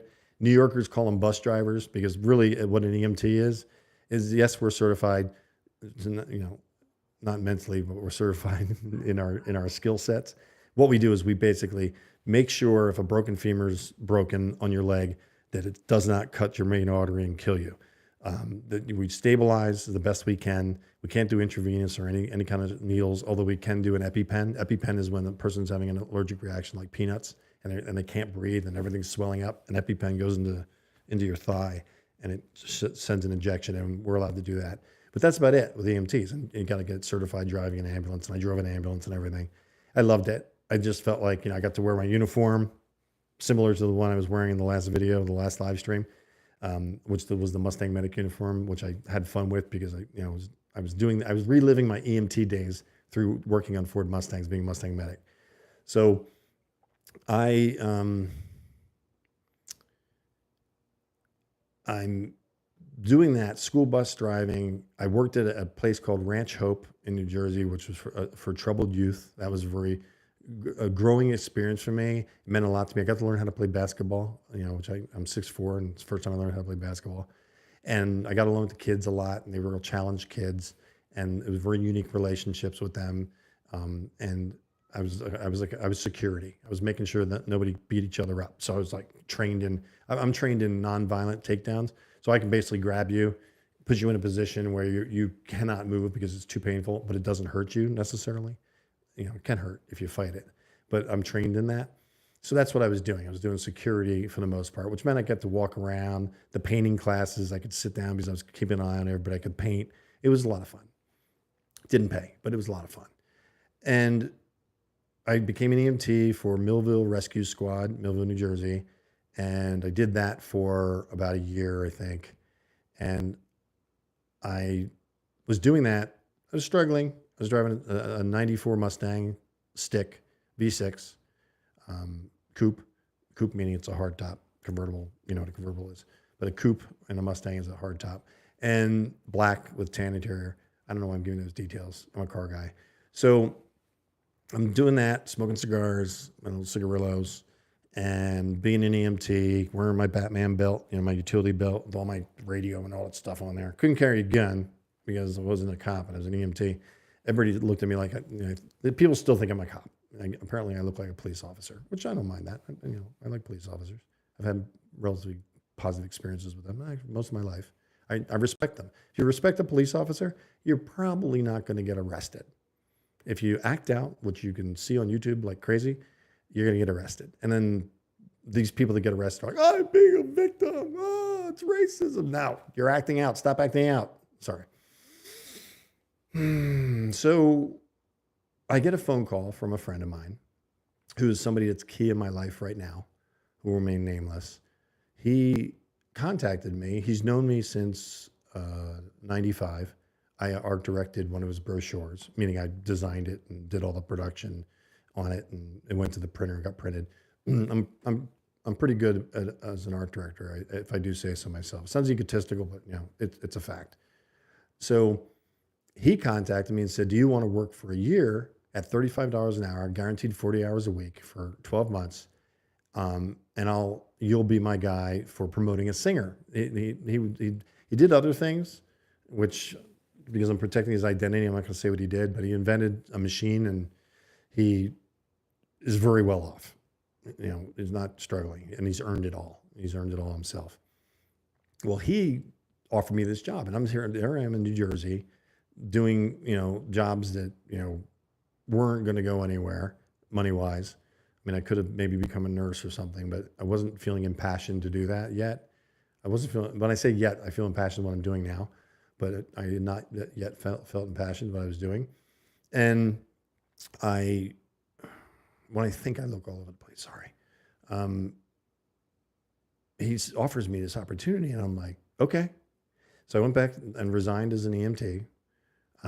I was out of the firehouse. That's another story. And we could go anywhere. So we were looking at 5 different places. And believe it or not, I was thinking about moving to Mexico. I'm glad I didn't, because they would have looked at me thinking I had a lot of money, and they probably would have kidnapped my kids, because that's very, very popular in Mexico. People that they appear wealthy, they take the kids and they ransom them. Unfortunately, it happens a lot. So Mexico, the reason we didn't go there is because I couldn't get a fast enough internet connection, because internet was key for me. Palm Springs, LA. I didn't want to go back to LA because I don't want to be close to her family, because really it's just all the family members were always there. There are cultural differences between like Germans and Spanish people. Spanish people tend to be much more family oriented, which is a good thing. I'm not picking on Spanish people in any way. I'll do Seinfeld. There's nothing wrong with that. But I didn't want to be next to the family again after the really rough experiences that we had when we left California. So there are 2 other places. I think it was New Mexico, possibly Arizona, Palm Springs, California. We ended up going to Palm Springs. So we went and got a house we rented in Palm Springs. Swimming pool was really nice. It was already furnished. I love moving into furnished places, because when you move out, you leave everything there. It's so much easier if you can get a furnished place. Just a heads up. Again, when you don't have to have objects around you, it can be very freeing. And I've lost all of my objects 4 times in my life. Again, being hypomanic up and hypomanic down. I very rarely experience gray, which is in the middle, which I'm doing now, thank God. Being present. So I end up, I've never gone this deep in a live stream on my life. It's interesting. So we go to Palm Springs. My wife becomes a Zumba instructor, which is working out, and everybody's working out doing this. It's a workout program. It's kind of dance. And she's doing that, and I am working for my friend. Well, it comes to November. It's been a year. And in Hollywood, when you say you had a good run, we had a good run, that means it's over. We still like each other, but the work isn't coming in anymore, and we had a good run. I've experienced that twice in my life where people have said we had a good run. Clear channel communications. And maybe I should cover that now, but we had a good run. So I know the Clear Channel Communications is owned by 2 Christians, Baptists, and I basically lost my job because I kept saying praise Jesus in the workplace, and they wrote me up for it. You could drop F-bombs at work, but you can't say praise Jesus. So the Christian persecution has been going on for a long time. It's getting worse. Obviously, it's getting worse. So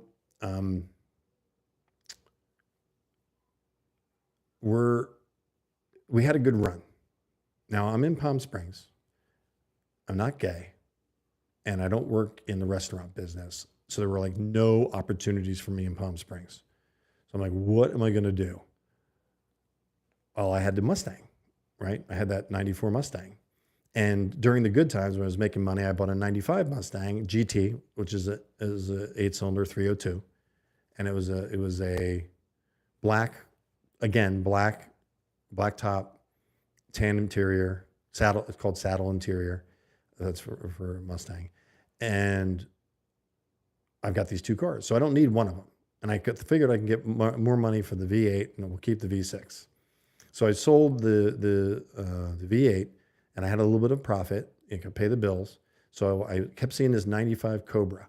It's the SVT, Special Vehicle Team Mustang. It's a 95 black, sun beaten, visors hanging down, headliner beat, paint was beat. It still had original rims on it. And I kept seeing it, and I knew the way you spot a car that you can buy if you're buying classic cars is that they have rusty rotors. A rotor is a disc that's in the front of a car. It's a brake disc rotor, and what happens is the brake pads, it's a caliper, they pinch onto the rotor, and those things, if the car sits for a long time, since they're clean metal because they rub against the pads, they're unprotected metal, they rust. They get a layer of rust on them. So you know that car hasn't moved a long time. So you figure you can get a good price for it. So sorry, I'm moving my mouth away from the mic. Hopefully you could hear me. So I offer them $600 for the car. I buy it for $1,200. They were stubborn on it. I wanted the car.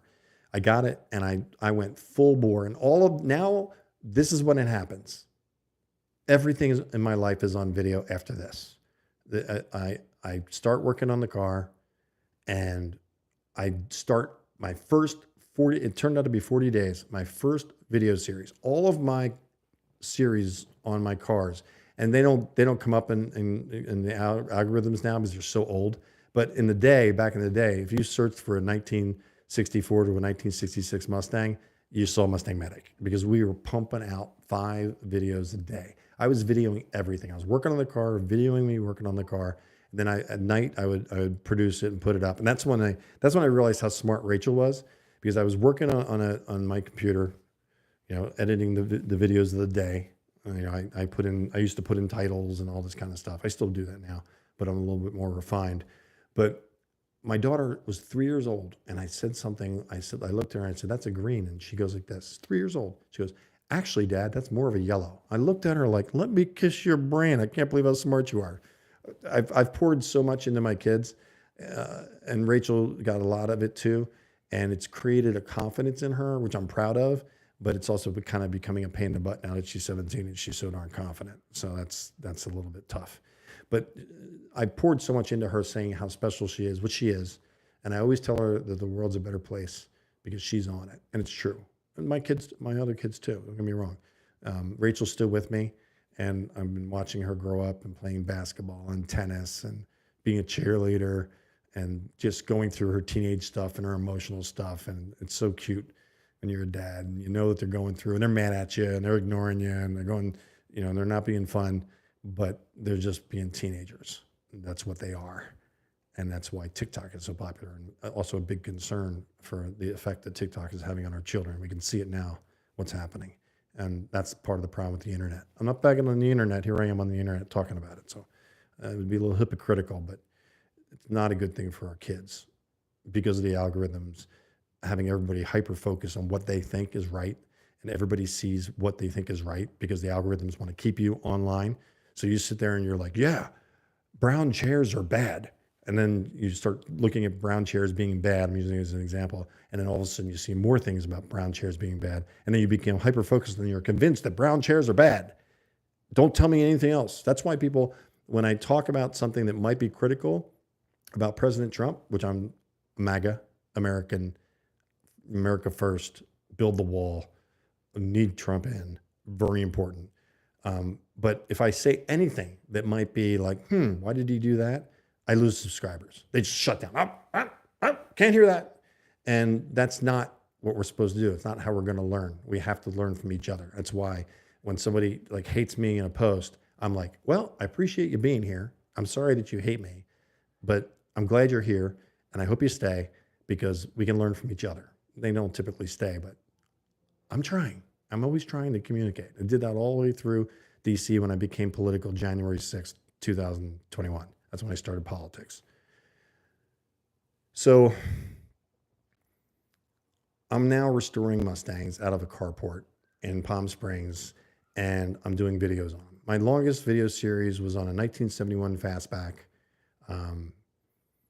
with no engine in it. I put a 402 in it from an LTD, so it wasn't even like a collector's car because it didn't have a matching engine, but it had a big old bum bum bum bum bum bum. I loved it. You know, rims, tires, burnouts, car shows. Bobby was my right hand man, which you can. So you get everything I'm talking about now. Now that I've moved into the video part of my life, can be backed up by looking at what was happening. You literally everything. I talk to people online that have been watching my videos, and it's a commitment. Some people said they've seen all my videos. I'm like 8,700 videos. Really? Really? But I'll talk to people like at car shows and stuff, which was where I got recognized because all the people that were into cars were watching videos on YouTube, although a lot of my audience were seniors, meaning my age and up now. They weren't necessarily online. They were ignoring being online, which I understood. So they didn't really know what I was doing. But the people that did know what I was doing were bringing in cars like crazy because they wanted to see their car worked on video. My point of view was God's watching, so I'll put it on video. You know, a lot of mechanics don't want to do that. They don't want the liability. But for me, I'm honest. I'm doing what I'm doing. Or people, don't get me wrong, there's people saying I'm not honest and all this stuff and trashing me, and you can find bad stuff about me online. People hate just because it appears, and it's not always true, but if it appears you're doing well online, people hate you for it. One, because they're judging their own lives and they're putting it against you, or they just hate you for whatever reason. They might hate you for a good reason, but for the most part, I have had my haters, such as life, but I was always doing the videos with integrity, and I'm still doing that. I'm sincere. And if you're still watching this as it's not a live stream anymore, then you get that I'm sincere. If you don't think I'm sincere, you're going to turn off and you're not going to want to watch this because it's going to be just some liar talking on it. But and I can say I'm sincere. You're going to have to discern that for yourself, because there's a lot of people saying they're sincere and they're not. They're doing it for clicks. And again, don't get me wrong. I would be loving to have like 10,000 people on the live stream right now. That's not the case. But my point of view is, as long as I stay true and I report the truth, and when I find out's wrong, I'll correct it. I believe that this channel will continue to grow, slower than I like, but if I stay integrity oriented, God will bless it. And if he wants me here, he'll continue to bless it, and I'll be able to do this, what I feel I'm supposed to be doing, which is what I'm doing now, explaining my life story. So I'm doing cars. I coming home, my three kids like, Daddy, Daddy. I felt like Bono. It was great. I was just, I loved coming home to get to the kids, and they always missed me. Meanwhile, my wife is getting more and more frustrated. She wasn't being fulfilled. And part of being hypomanic, when you're up, you're not a good listener, and you're excited, and you're kind of like waiting for the person to stop talking so you can talk. So obviously, when you're like that, you're not really listening to the person. You're like, I got to say what I'm going to say. I got to say what I'm going to say. And when you're like that, and you've probably met people like that, it's not their intention to be jerks. I'm using that instead of other words that have been used. It's not like you're doing it intentionally, and you're looked at as being arrogant and self-absorbed, and maybe you are, but you don't know it. You're just happy. And I've got a lot of videos of being amped, excited. I mean, super excited, passionate over Ford Mustangs. And I still think they're the coolest car. 1964, 65, 66 fastbacks. Well, actually, there was no 64.5 fastback. The fastback came in 65, 66. And in my point of view, every other car is designed around that car. I can see that design in so many new cars nowadays. And I think the newest Mustang is beautiful. So I, where was I? I lost my train of thought that time because I got focused on Ford Mustangs. So I'm doing the MustangMedic thing. If you Google MustangMedic truck, and go to images, you'll see my truck. It was a F-250. At first I started off with a Chevy, and I made it into a Ford. I took all the Chevy logos off of it, not the steering wheel, because the airbag went off and I had a Ford logo on it. I probably would have been killed by it. But I put big MustangMedic logos on it. It's a different typeface than the new MustangMedic logo, and this one I use a lot. But the truck was like, had lights on it. It had an axe mounted on the back. It had to protect and restore, and the fenders, like police have to protect and preserve, protect and restore, protect and what, I can't remember what it says on a police fender. To protect and to serve. I put to protect and restore. And I put blue Shelby stripes. Shelby stripes are Carroll Shelby built these Mustangs, Shelby Mustangs. I know I'm talking to a lot of people that don't know about Mustangs. Some of you do. But he put these blue Shelby stripes on it. I put blue Shelby stripes on the truck. I had logos all over it, American flags, America. I've always been very patriotic, always all my life.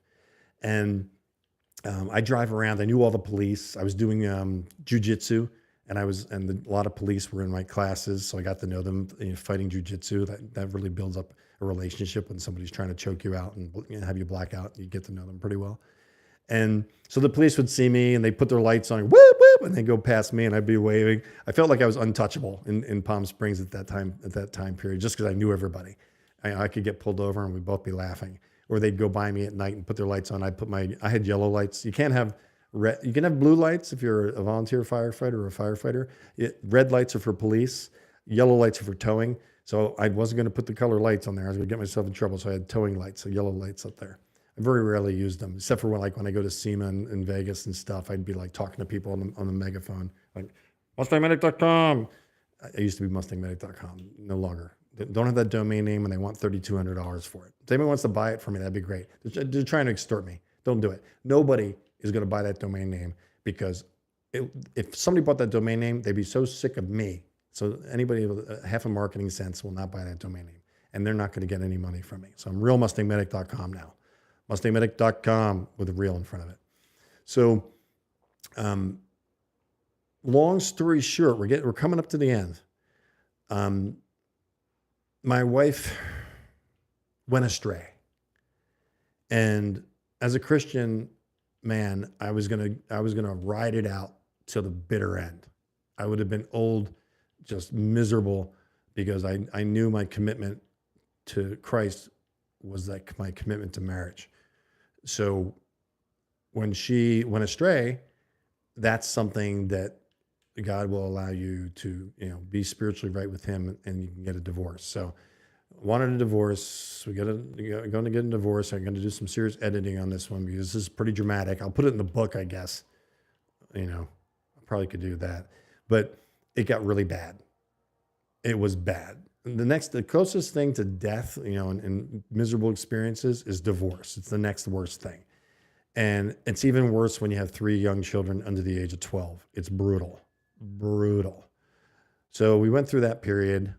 I told my main client, I had 7 Mustangs with me, and I actually did a video of this explaining to people. I think if you Google what happened to Mustang Medic, there's a video of me before I got political. When I came back, again, I went through a dark time, and I explained what happened to the shop, because I just disappeared. Similar to how I just disappeared in 2021, in November. I just went dark. And I'm hoping to God I don't ever go dark again, that I can live out my life this way. I believe that I can now. And I'm going to keep praying and keep pushing forward. And I want to be a good example of a Christian. I don't want to do a false witness or disappoint my Lord. So the main client, who was in Switzerland, who was sending like $40,000, $80,000 payments to me. Even Chase Manhattan Bank had to come and make sure I wasn't laundering money. That's how much money was coming from Switzerland, which is kind of funny. He panicked he met my wife at the time, and he said that was his only concern about me, was my wife, when he met my wife. And I never really went into why he said that, but that's what he said. And he decided to hire my staff out from under me. Not Bobby. Bobby was loyal to me, but most of my other staff, who remain nameless, you can see the videos, you can probably guess, they were all working for him, and I didn't know it. So I'm trying to save the business, trying to negotiate with him to have him come in as a partner or something, but they were gone. They were showing up because they were told to show up. They weren't doing any work. They were giving me attitude. They were falling asleep on the job. and I was trapped. I was like, I'm about to lose the business. I've lost my wife. I'm about to lose the business. I'm about to have to negotiate and lose my kids. Triggered. Depression hit. And I went down for the count through this whole process. Went to court. Crazy stuff was said, not true stuff. And I ended up going back to New Jersey and thinking I was going to get better in a couple of weeks and come back. And I didn't. I didn't come back. I got worse and worse and worse. So my kids are with my ex-wife and her boyfriend living at the house that I got to inspect because the judge said I could inspect where they're going to live. So I got to walk through her boyfriend's house. That's, I'll just say that sucked. And I'm in New Jersey, depressed, separated from my family, lost my business, wasn't making any money. I was able to collect unemployment because I was putting into Social Security while I was in California. I was completely legitimate. I wasn't hiding any money. All the taxes were legit. So for 6 months, I had some money. And then I ran out of money. And then my parents got sick of me being depressed. And this is the dark, super dark times. And I ended up basically homeless, living in like a halfway house with a bunch of people. And that was humbling. And it's tougher when you make a lot of money and then you lose everything and you don't have a place to live. It's much harder than if you struggled all your life and then you're homeless. When you've had a lot and then you're homeless, I think it's even worse because you can compare. So I was there for like 6 months, looking up at the moon at night, thinking my kids could see that same moon and missing them. And I ended up, the pastor ended up telling my mother, that they should send me back to California with no money or anything. And that would be good for me. Somehow he thought that. But I believe he was mad at me because I left the church with my wife and went to a different church, it was Methodist at the time. And he was kind of vengeful. And obviously that's not of God. And I ended up going to Santa Ana and I was homeless in Santa Ana for a year and a half. I never slept on the street, mind you, but I was in, what was it called? Salvation Army, which I don't have a positive opinion about them because they pay you $1 a day. You work 8 hours a day just so you can eat and sleep. And they pay you $1 a day, so it's legal. And you're basically, I think I'm probably going to hear from them by saying this on video, but I think they use homeless people to move the money. I don't know how much of that money goes back to homeless people because I experienced just feeling like I was being used. That was my experience. I'm not saying it happens for everybody, but that was my experience. So I'm depressed, looking for, wanting to die. And I end up in a hospital and I get the right medication and I get out of it. Now, I didn't have the right medication. I just became hypomanic up again, thinking the medication's working. So I go back, I'm like all happy and what happened after that? So I got out of that. And I end up, how did I end up back in California after that experience? I got better and I'm getting close to the end. It's funny, the end is harder to remember than the beginning. I get back on my feet again and I decide to go back what happened then? Boy, it was such a traumatic experience. I must be blocking it. What happened after I got out of being homeless? I started doing work. I was doing like lawn work. I was working as a laborer, trimming bushes and plants and cutting lawns and trimming them and everything. And my friend again, who's been helping me out, keeping me on my feet right now as I'm getting back into this, he tells me that he's going to give me a 64 and a half year coupe Mustang. He's just going to give it to me. And I'm like, really? You're going to give me a Mustang? And I'm thinking, this is where I can get enough money that I can get on my own, not be at my parents' house anymore, broke without my kids, and I'll be able to get back on my feet again. So I was excited. I'm going to California. I'm flying out there. And he financially supported me to go get this Mustang. I got there. I worked on the Mustang. Again, all this is on video. Worked on the Mustang for 5 days, got it running, it had been sitting, so the tires had flat spots in them, which made they go pop, pop, pop, pop, pop, flat spots on the tire. Restorers, classic car people know what I'm talking about. And, overinflated them, got it to work, got the new carburetor. The timing was completely wrong. That's why the car was sitting for so long. I turned around the distributor, figured that out, got it running, drove it down the road. The shocks were like crazy. Stayed at a friend's house, repaired it for like 2 weeks, 3 weeks, saw the election and saw it get stolen at 2 a.m. Pacific time. That's when all of the swing states shut down their voter count for 2.5 hours and then came back and suddenly Biden was winning. Of course, if you're a Democrat or if you're CNN calling it the big lie, they didn't see that. Nothing here to see. Nothing here to see. Totally legitimate election. Moving on. Joe Biden's president. And all of us were like, what? They made it so obvious, didn't they? They made it so obvious. So I'm sitting there with my friend with them Mustang, starting to get back on my feet. Watch the election. I'm like, he's going to win. He's going to win. Because his trend was up like this. Biden's was here. And then they stopped the count. And then when they brought the count back up, Biden was up here. 80 million votes for Joe Biden, who didn't campaign. And we're supposed to believe it. Please, people. So I drive the Mustang cross country and videoed the whole thing. You can see it online. Basically, if you search anything MustangMedic and any subject matter on Ford Mustangs, you'll see me working on it. Or my employees were working on it at the end. I was just editing videos. That's what I wanted to do. So I get the car back. It's the time of the jab. I don't want to use the word. Please don't text it in the chat. So I get back. My mother makes me stay at a friend's house for 3 days because she wants me to get tested to make sure I didn't get it while I was driving cross country. I didn't get it.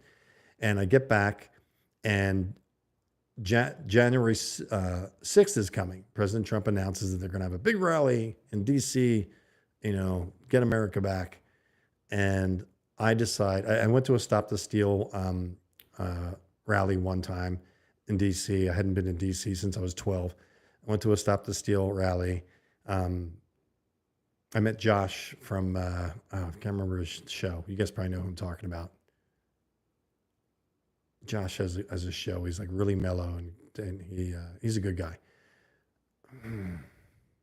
I can't remember the name of his show. Anyway, Josh is like one of the only people. His name's Josh. You probably figure it out. If I do figure it out, I'll share it on the chat. So, I'm going to January 6th. See, now here we go. We're catching up to the point that all of you found out who I was January 20th for the most part.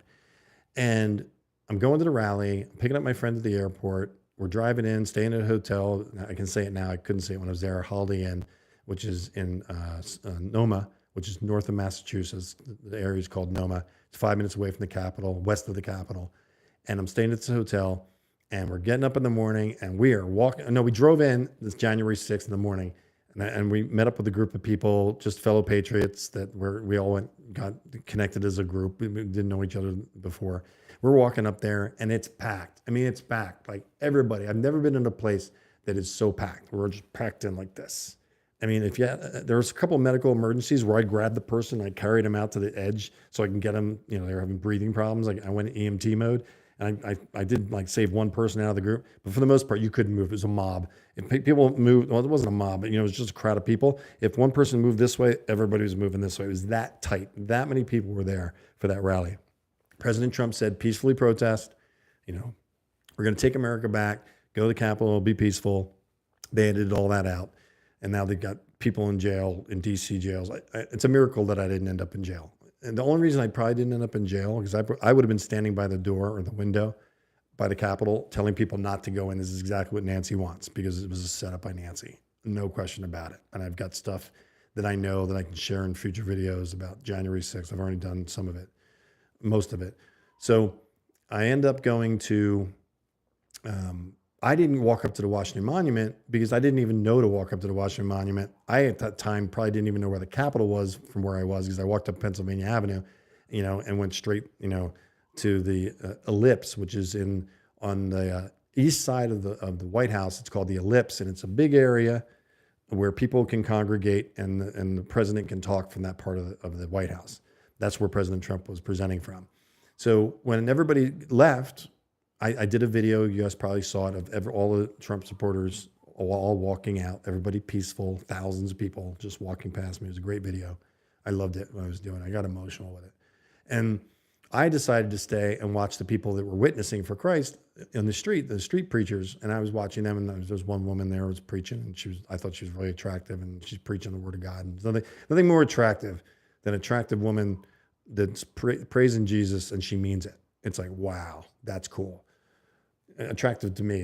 A different person can be attracted to a different person. It doesn't, people can be attracted for many different reasons. It doesn't have to always be physical. So I was on Pennsylvania Avenue, and then all of a sudden I saw all these white Suburbans racing past. They were white. They're black. There's black Suburbans everywhere in DC. And all these white Suburbans were speeding past crowds of people, like 45, 50 miles an hour. If somebody would have walked out in front of them by accident, they would have gotten nailed. That's how fast they were driving past crowds of people. They were going to the Capitol. So I go back down Pennsylvania Avenue, which angles away from the Capitol. If you know DC, it kind of angles off going east. I believe it's east from the Capitol. And you get further, as you go into Pennsylvania Avenue, you get further and further away from the Capitol. And we were going back to the hotel. We went back to the hotel. As we were close to the hotel, I could see smoke and everything coming from the Capitol. But at that time, I wasn't political. If I was there later on, I would have been running up there and shooting video and probably be in jail right now. And 2 FBI agents actually did go to my parents' house 3 days after January 6th, which was pretty amazing to me.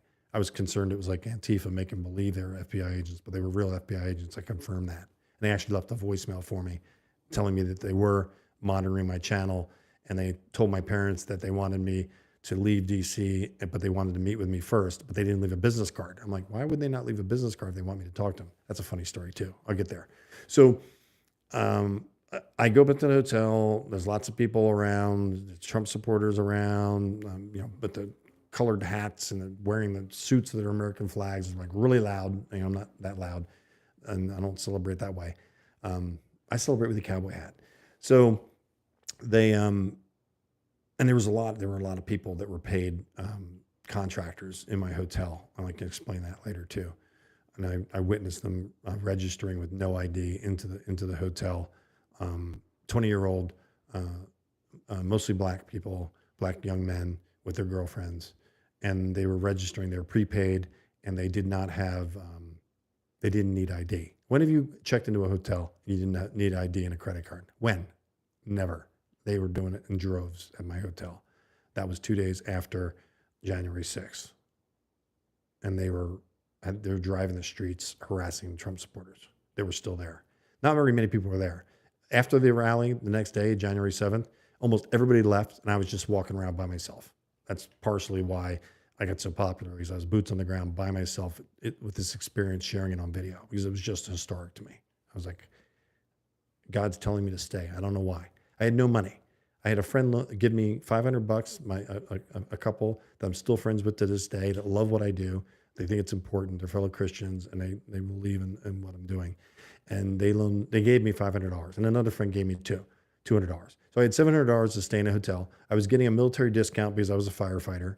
But all the women that were there were very nice to me, and they were very. It was great. I made friends with everybody that worked there, and the manager let me stay much longer. $65 a night. $65 a night. Everybody else was paying $120. I was paying $65. So it let me stay a little bit longer. So I told my mother that I'm not coming back. I'm staying in DC on the phone. And she's like, "What? You're coming back?" I go, "Mom, God is telling me to stay. I don't know why, but I believe I'm supposed to stay." She wasn't accepting that. It was just not happening, and I can understand her point of view. I had 2 young daughters there with her. I knew they were safe with her, and I felt like I was honoring God by staying, and so I did. So I stayed for another couple of weeks. all hell's breaking loose in the news. Everybody's going around. I'm walking around with my cowboy hat on, videoing everything. Somebody calls me in as a suspicious character because I'm videoing and I got a cowboy hat on in DC. So that's when the police or the FBI, they must have used facial recognition because they never even asked for my ID. They didn't approach me. They went to my parents' house, 2 FBI agents, an hour and a half away in New Jersey, and they interviewed my parents asking about my background. My mother calls me and says, "Oh, 2 nice FBI agents were at the house asking about you." I'm like, "What?" I wasn't even near the Capitol building. That's how far and wide they started interviewing people. Me, I wasn't even near the Capitol, and they sent 2 FBI agents to my parents' house. They knew where I was. They knew the credit card purchases that I was doing. They knew I was at that hotel. And instead of interviewing me, they went to my parents' house to interview them about me. Interesting, right? So she tells me about the FBI. And I guess this is before January 20th. I'm going to end the story at January 20th because almost everybody knows after that that's watching. So she calls me, tells me it. And I'm like, did they leave a business card? She's like, no. I'm like, that's unusual. And so they wanted me to meet with them. And she's like, yeah. I said, okay, I'm going to go to the Hoover building. Now, again, I'm like Bambi in a woods full of like tigers, not thinking about any kind of danger that I'm in. I'm just like, I'm just here. I did a t-shirt that says just still here or something like that. You can see if you go to the store where it gives you that link for the t-shirts and stuff. A lot of the lines that I came up with, I put on t-shirts. They were all on my Instagram account. They took down my Instagram account. So the t-shirts must be good, right? If they took down my Instagram account for the graphics I was putting up, now I'm putting on shirts. Please buy some shirts. That helps me out too. I'm trying to find as many avenues as I can to support myself so I can continue to do this. There's my pitch in an hour and a half long video. Is it? Yeah, still up. Once it goes dark, I'm at an hour and a half, and I usually close. I might close before that. So I get in an Uber, right? I'm wearing a cowboy hat, and I'm editing video. Whenever I'm not shooting video, I'm editing video. I was doing it all from my phone. Now I'm doing it on the computer because of how much production I have to do and research and all this stuff. But I was doing it all on the fly in DC. It was a wild ride. And I was doing live streams that typically had 14 to 15,000 people on it. And they were very generous. I was getting a lot of super chats. I was bringing in, I'd do a 2-hour live stream in front of the Capitol showing the fence, and $600-700 would be donated to me at that time. And people were very generous. Now I know everybody's struggling because of Bidenomics. So it's a different dynamic now. But at that time, the people were able to donate to me, and it kept me doing what I was doing. I felt obligated. When people donate to me, I feel like I've got to keep doing this because I would be letting them down for the money they sent me. I feel obligated by it. So I'm in the Uber, right? Looking down like this, and I'm editing on my phone. Right. So I'm not seeing anything in front of me, and we're driving around, I'm editing. And the Uber driver says to me, because it was going to the Hoover building where I keyed in where I was going. He goes, "Where do you want to go?" I said, well, "Put me in the front of the building." He's like, "In front of the FBI building?" I'm like, "Yeah." He's like, I'm not thinking anything different. I'm not looking. Well, he pulls up and I get done editing. He stops and I look up and there's 6 fully armed, body armored, black clad, like stormtroopers, they're totally dressed up, ready to go at it on both sides. So there's 12 of them looking in the windows of this Uber at me. And I'm like, oh crap, this is intense. And at the time I was wearing a green jacket that had like 12 pockets. There's a reason why I'm telling you that. So they asked for my ID. They tell me not to get out of the car. They ask for my ID, give them my little New Jersey driver's license. They take it. They walk away for 5 minutes. They come back. The Uber driver's just terrified. He's not saying anything. I'm sitting in the car. They won't let me out. They asked me to get out of the car. They hand me my ID. I put it in one of my pockets. I get out, and then they ask me for my ID again. And I'm like, where's my ID? I couldn't find my ID. I'm freaking out. I'm like, great. Here I am in front of the FBI building. I've got all these guards looking at me with their rifles on their chests like this. And I'm like, I can't find my ID. I'm going to get arrested. I'm like, I can't show up to the Hoover building, the FBI, and not have my ID. So the guy tells me, relax, because he could see me kind of getting nervous. He says, just calm down. You'll find it. And I did find it, gave it to him. And I explained what happened, like what I just told you. I said, like, 2 FBI agents came to my parents' house. I want to make sure they're not Antifa. I want to know if they're real. They didn't leave a card. So they go off and they go to their black Suburban, and they never had me go in the building. They just had me standing there. So I'm standing there with like 6 police officers. I guess they were FBI police, because the FBI has their own police force for the building, and they're uniformed police cars. And I'm talking to them, and they're yucking it up with me. They can see I'm a non-threat. I respect them, and they respected I respected them. So we're just yucking it up. And they come back and they're like, yes, we can confirm those were our agents that were there. And I go, why? Why were they doing it? I said, well, they gave me a card. You can call this number and you can find out why. We don't know why, but they were our agents. I'm like, okay. So I go, I'm walking away and doing a video, talking to everybody, saying, yeah, it was just at the FBI building. And I got a recording because they left a voicemail message for me. I didn't answer the phone, and they actually left a voicemail message saying, and I still have this recording. I won't play it. I'll play it if I ever have to, like, if somebody really doubts it and I have to prove it and I'm cornered and I got to report this. I've got the recording still on my backup drive.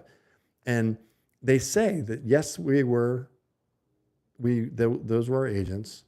You were called in as a suspicious character, and they didn't tell me who called it in, but as a suspicious person. And, it's because I was doing videos, and they never mentioned my cowboy hat, but I'm assuming that's what it was. But I was shooting video everywhere. Everything was going on. I was there videoing it, just walking to every little emergency, all the National Guards where they were. I was going and shooting, and all of this is documented. It's all still up. The channel's still up, thank God. And you can see everything that I'm talking about.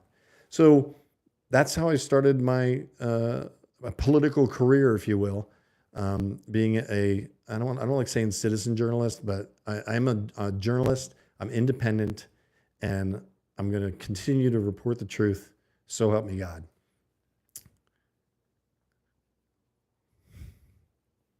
That's my life story. I hope you guys enjoyed it. Appreciate your support. Appreciate you still being here. And I guess until next time, I don't know how long I went, what time it is, but now I don't have to explain my life story anymore. I can just send them to this video, this live stream. I guess I'll title it MustangMedic Life Story. And that'll be on the front or as a thumbnail. I appreciate you guys. I know you guys have been having conversations. I apologize for not looking at the, again, there goes another loud, I got the window open, another loud car in Arizona.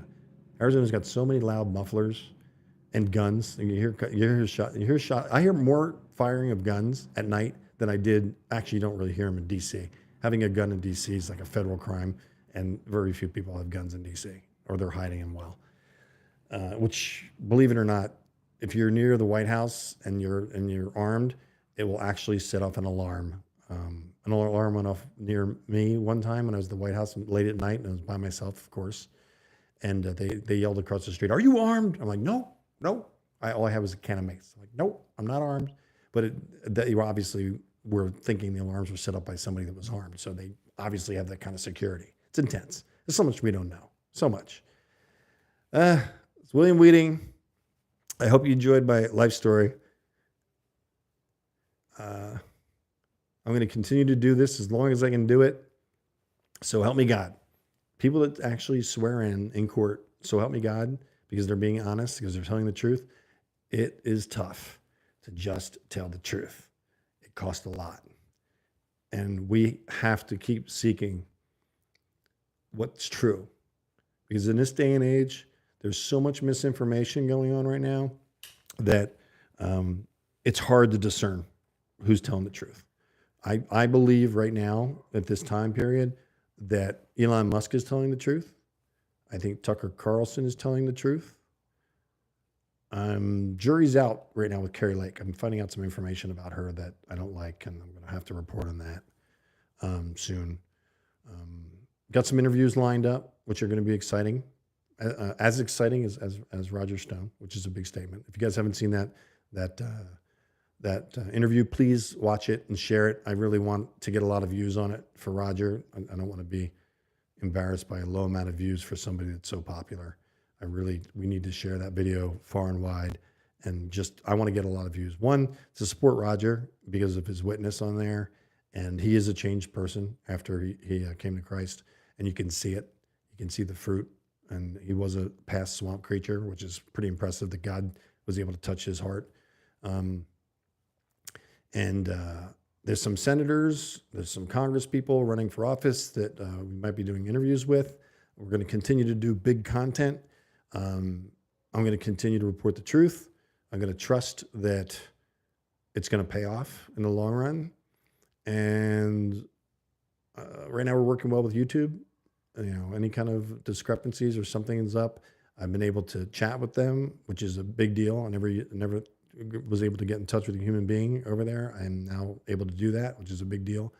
We've got many ways that you can support us. Like I said, if you go, we're going to put links in the descriptions. It's going to be there all the time. If you shop on Amazon and you simply just go in and look at our store, then for 24 hours we'll get a percentage of the stuff that you buy. So that helps us, and it doesn't cost you anything. Sharing, doing chats, commenting. I can't get to Facebook. I got 15,000 people, boomers like me and older, that actually care about the videos that we do, and they don't know I'm back. And then out of the 160,000 people on the subscription list, until we start trending, they're not going to find out about us either. So once we start trending again by plugging along with these videos, but then people are going to start to, they're going to start popping up on their feeds, because I still have people contacting me. I've been doing this for now, a month and a half so far, straight every day. And people are still going, oh my gosh, I think it happened in this chat or the chat in the morning. Oh my gosh, you're back. I'm so glad to see you. So they're not getting the notifications. One, because they either didn't hit the bell, or two, I don't know. YouTube's a business. If you're doing a lot of content and you get a lot of views, advertisers want to go to you, you make more money, and then you can support yourself. I was able to do that in early 2021 until they shut down all my accounts and hit me with strikes. And that's a whole nother thing. There is digital warfare going on in social media, and we're working hard to shield ourselves from that so we can continue to put content up, be much smarter than ever before. And I hope you agree. I think that the videos now are much more meaningful because I'm looking for a different perspective on things. And when I read stories that are in the mainstream media that make me go, what about this? I go down that avenue, find out stuff that is not being reported, and then I'm able to put it on the videos. And there've been some really serious breaking stories. The one that really hit was X, disease X, that it doesn't exist. It's a concept by the WHO. That was huge. 55,000 views in one day. It was so exciting. Mario and I were very excited. And I was kind of thinking, that's it. It's going to stay up. But no, it's a spike and it comes back down. So again, God's testing me. Are you going to trust me? Are you going to trust me? Yes, I will, Lord. Thank you for watching. I appreciate you. I'd say I went long, but it's pretty short for a life story, I think. Let me know if you think I should write a book. I think I should. But I don't know if I've got time to do it while I'm doing these stories. And interviews. A lot of good stuff coming our way. Thank you for being a team member. You can join us on YouTube by joining the membership, and then being involved in the decision-making processes that we do before we post stories. Because now we're having 3 to 4 stories now that are done, complete, edited, ready to go. Setting them up a lot as premieres, although the numbers on the waiting lists are relatively small, but small is good because you're here, and never hate small beginnings. This is William Wieting signing off. Know that you're appreciated. God bless you. And I hope you're doing well with your families. And I appreciate your interest in sticking with me through this whole story if you're still here. Good night, guys. I gotta try. Eventually, you know what? I gotta figure out I wonder if I can do it on my watch. Let's see.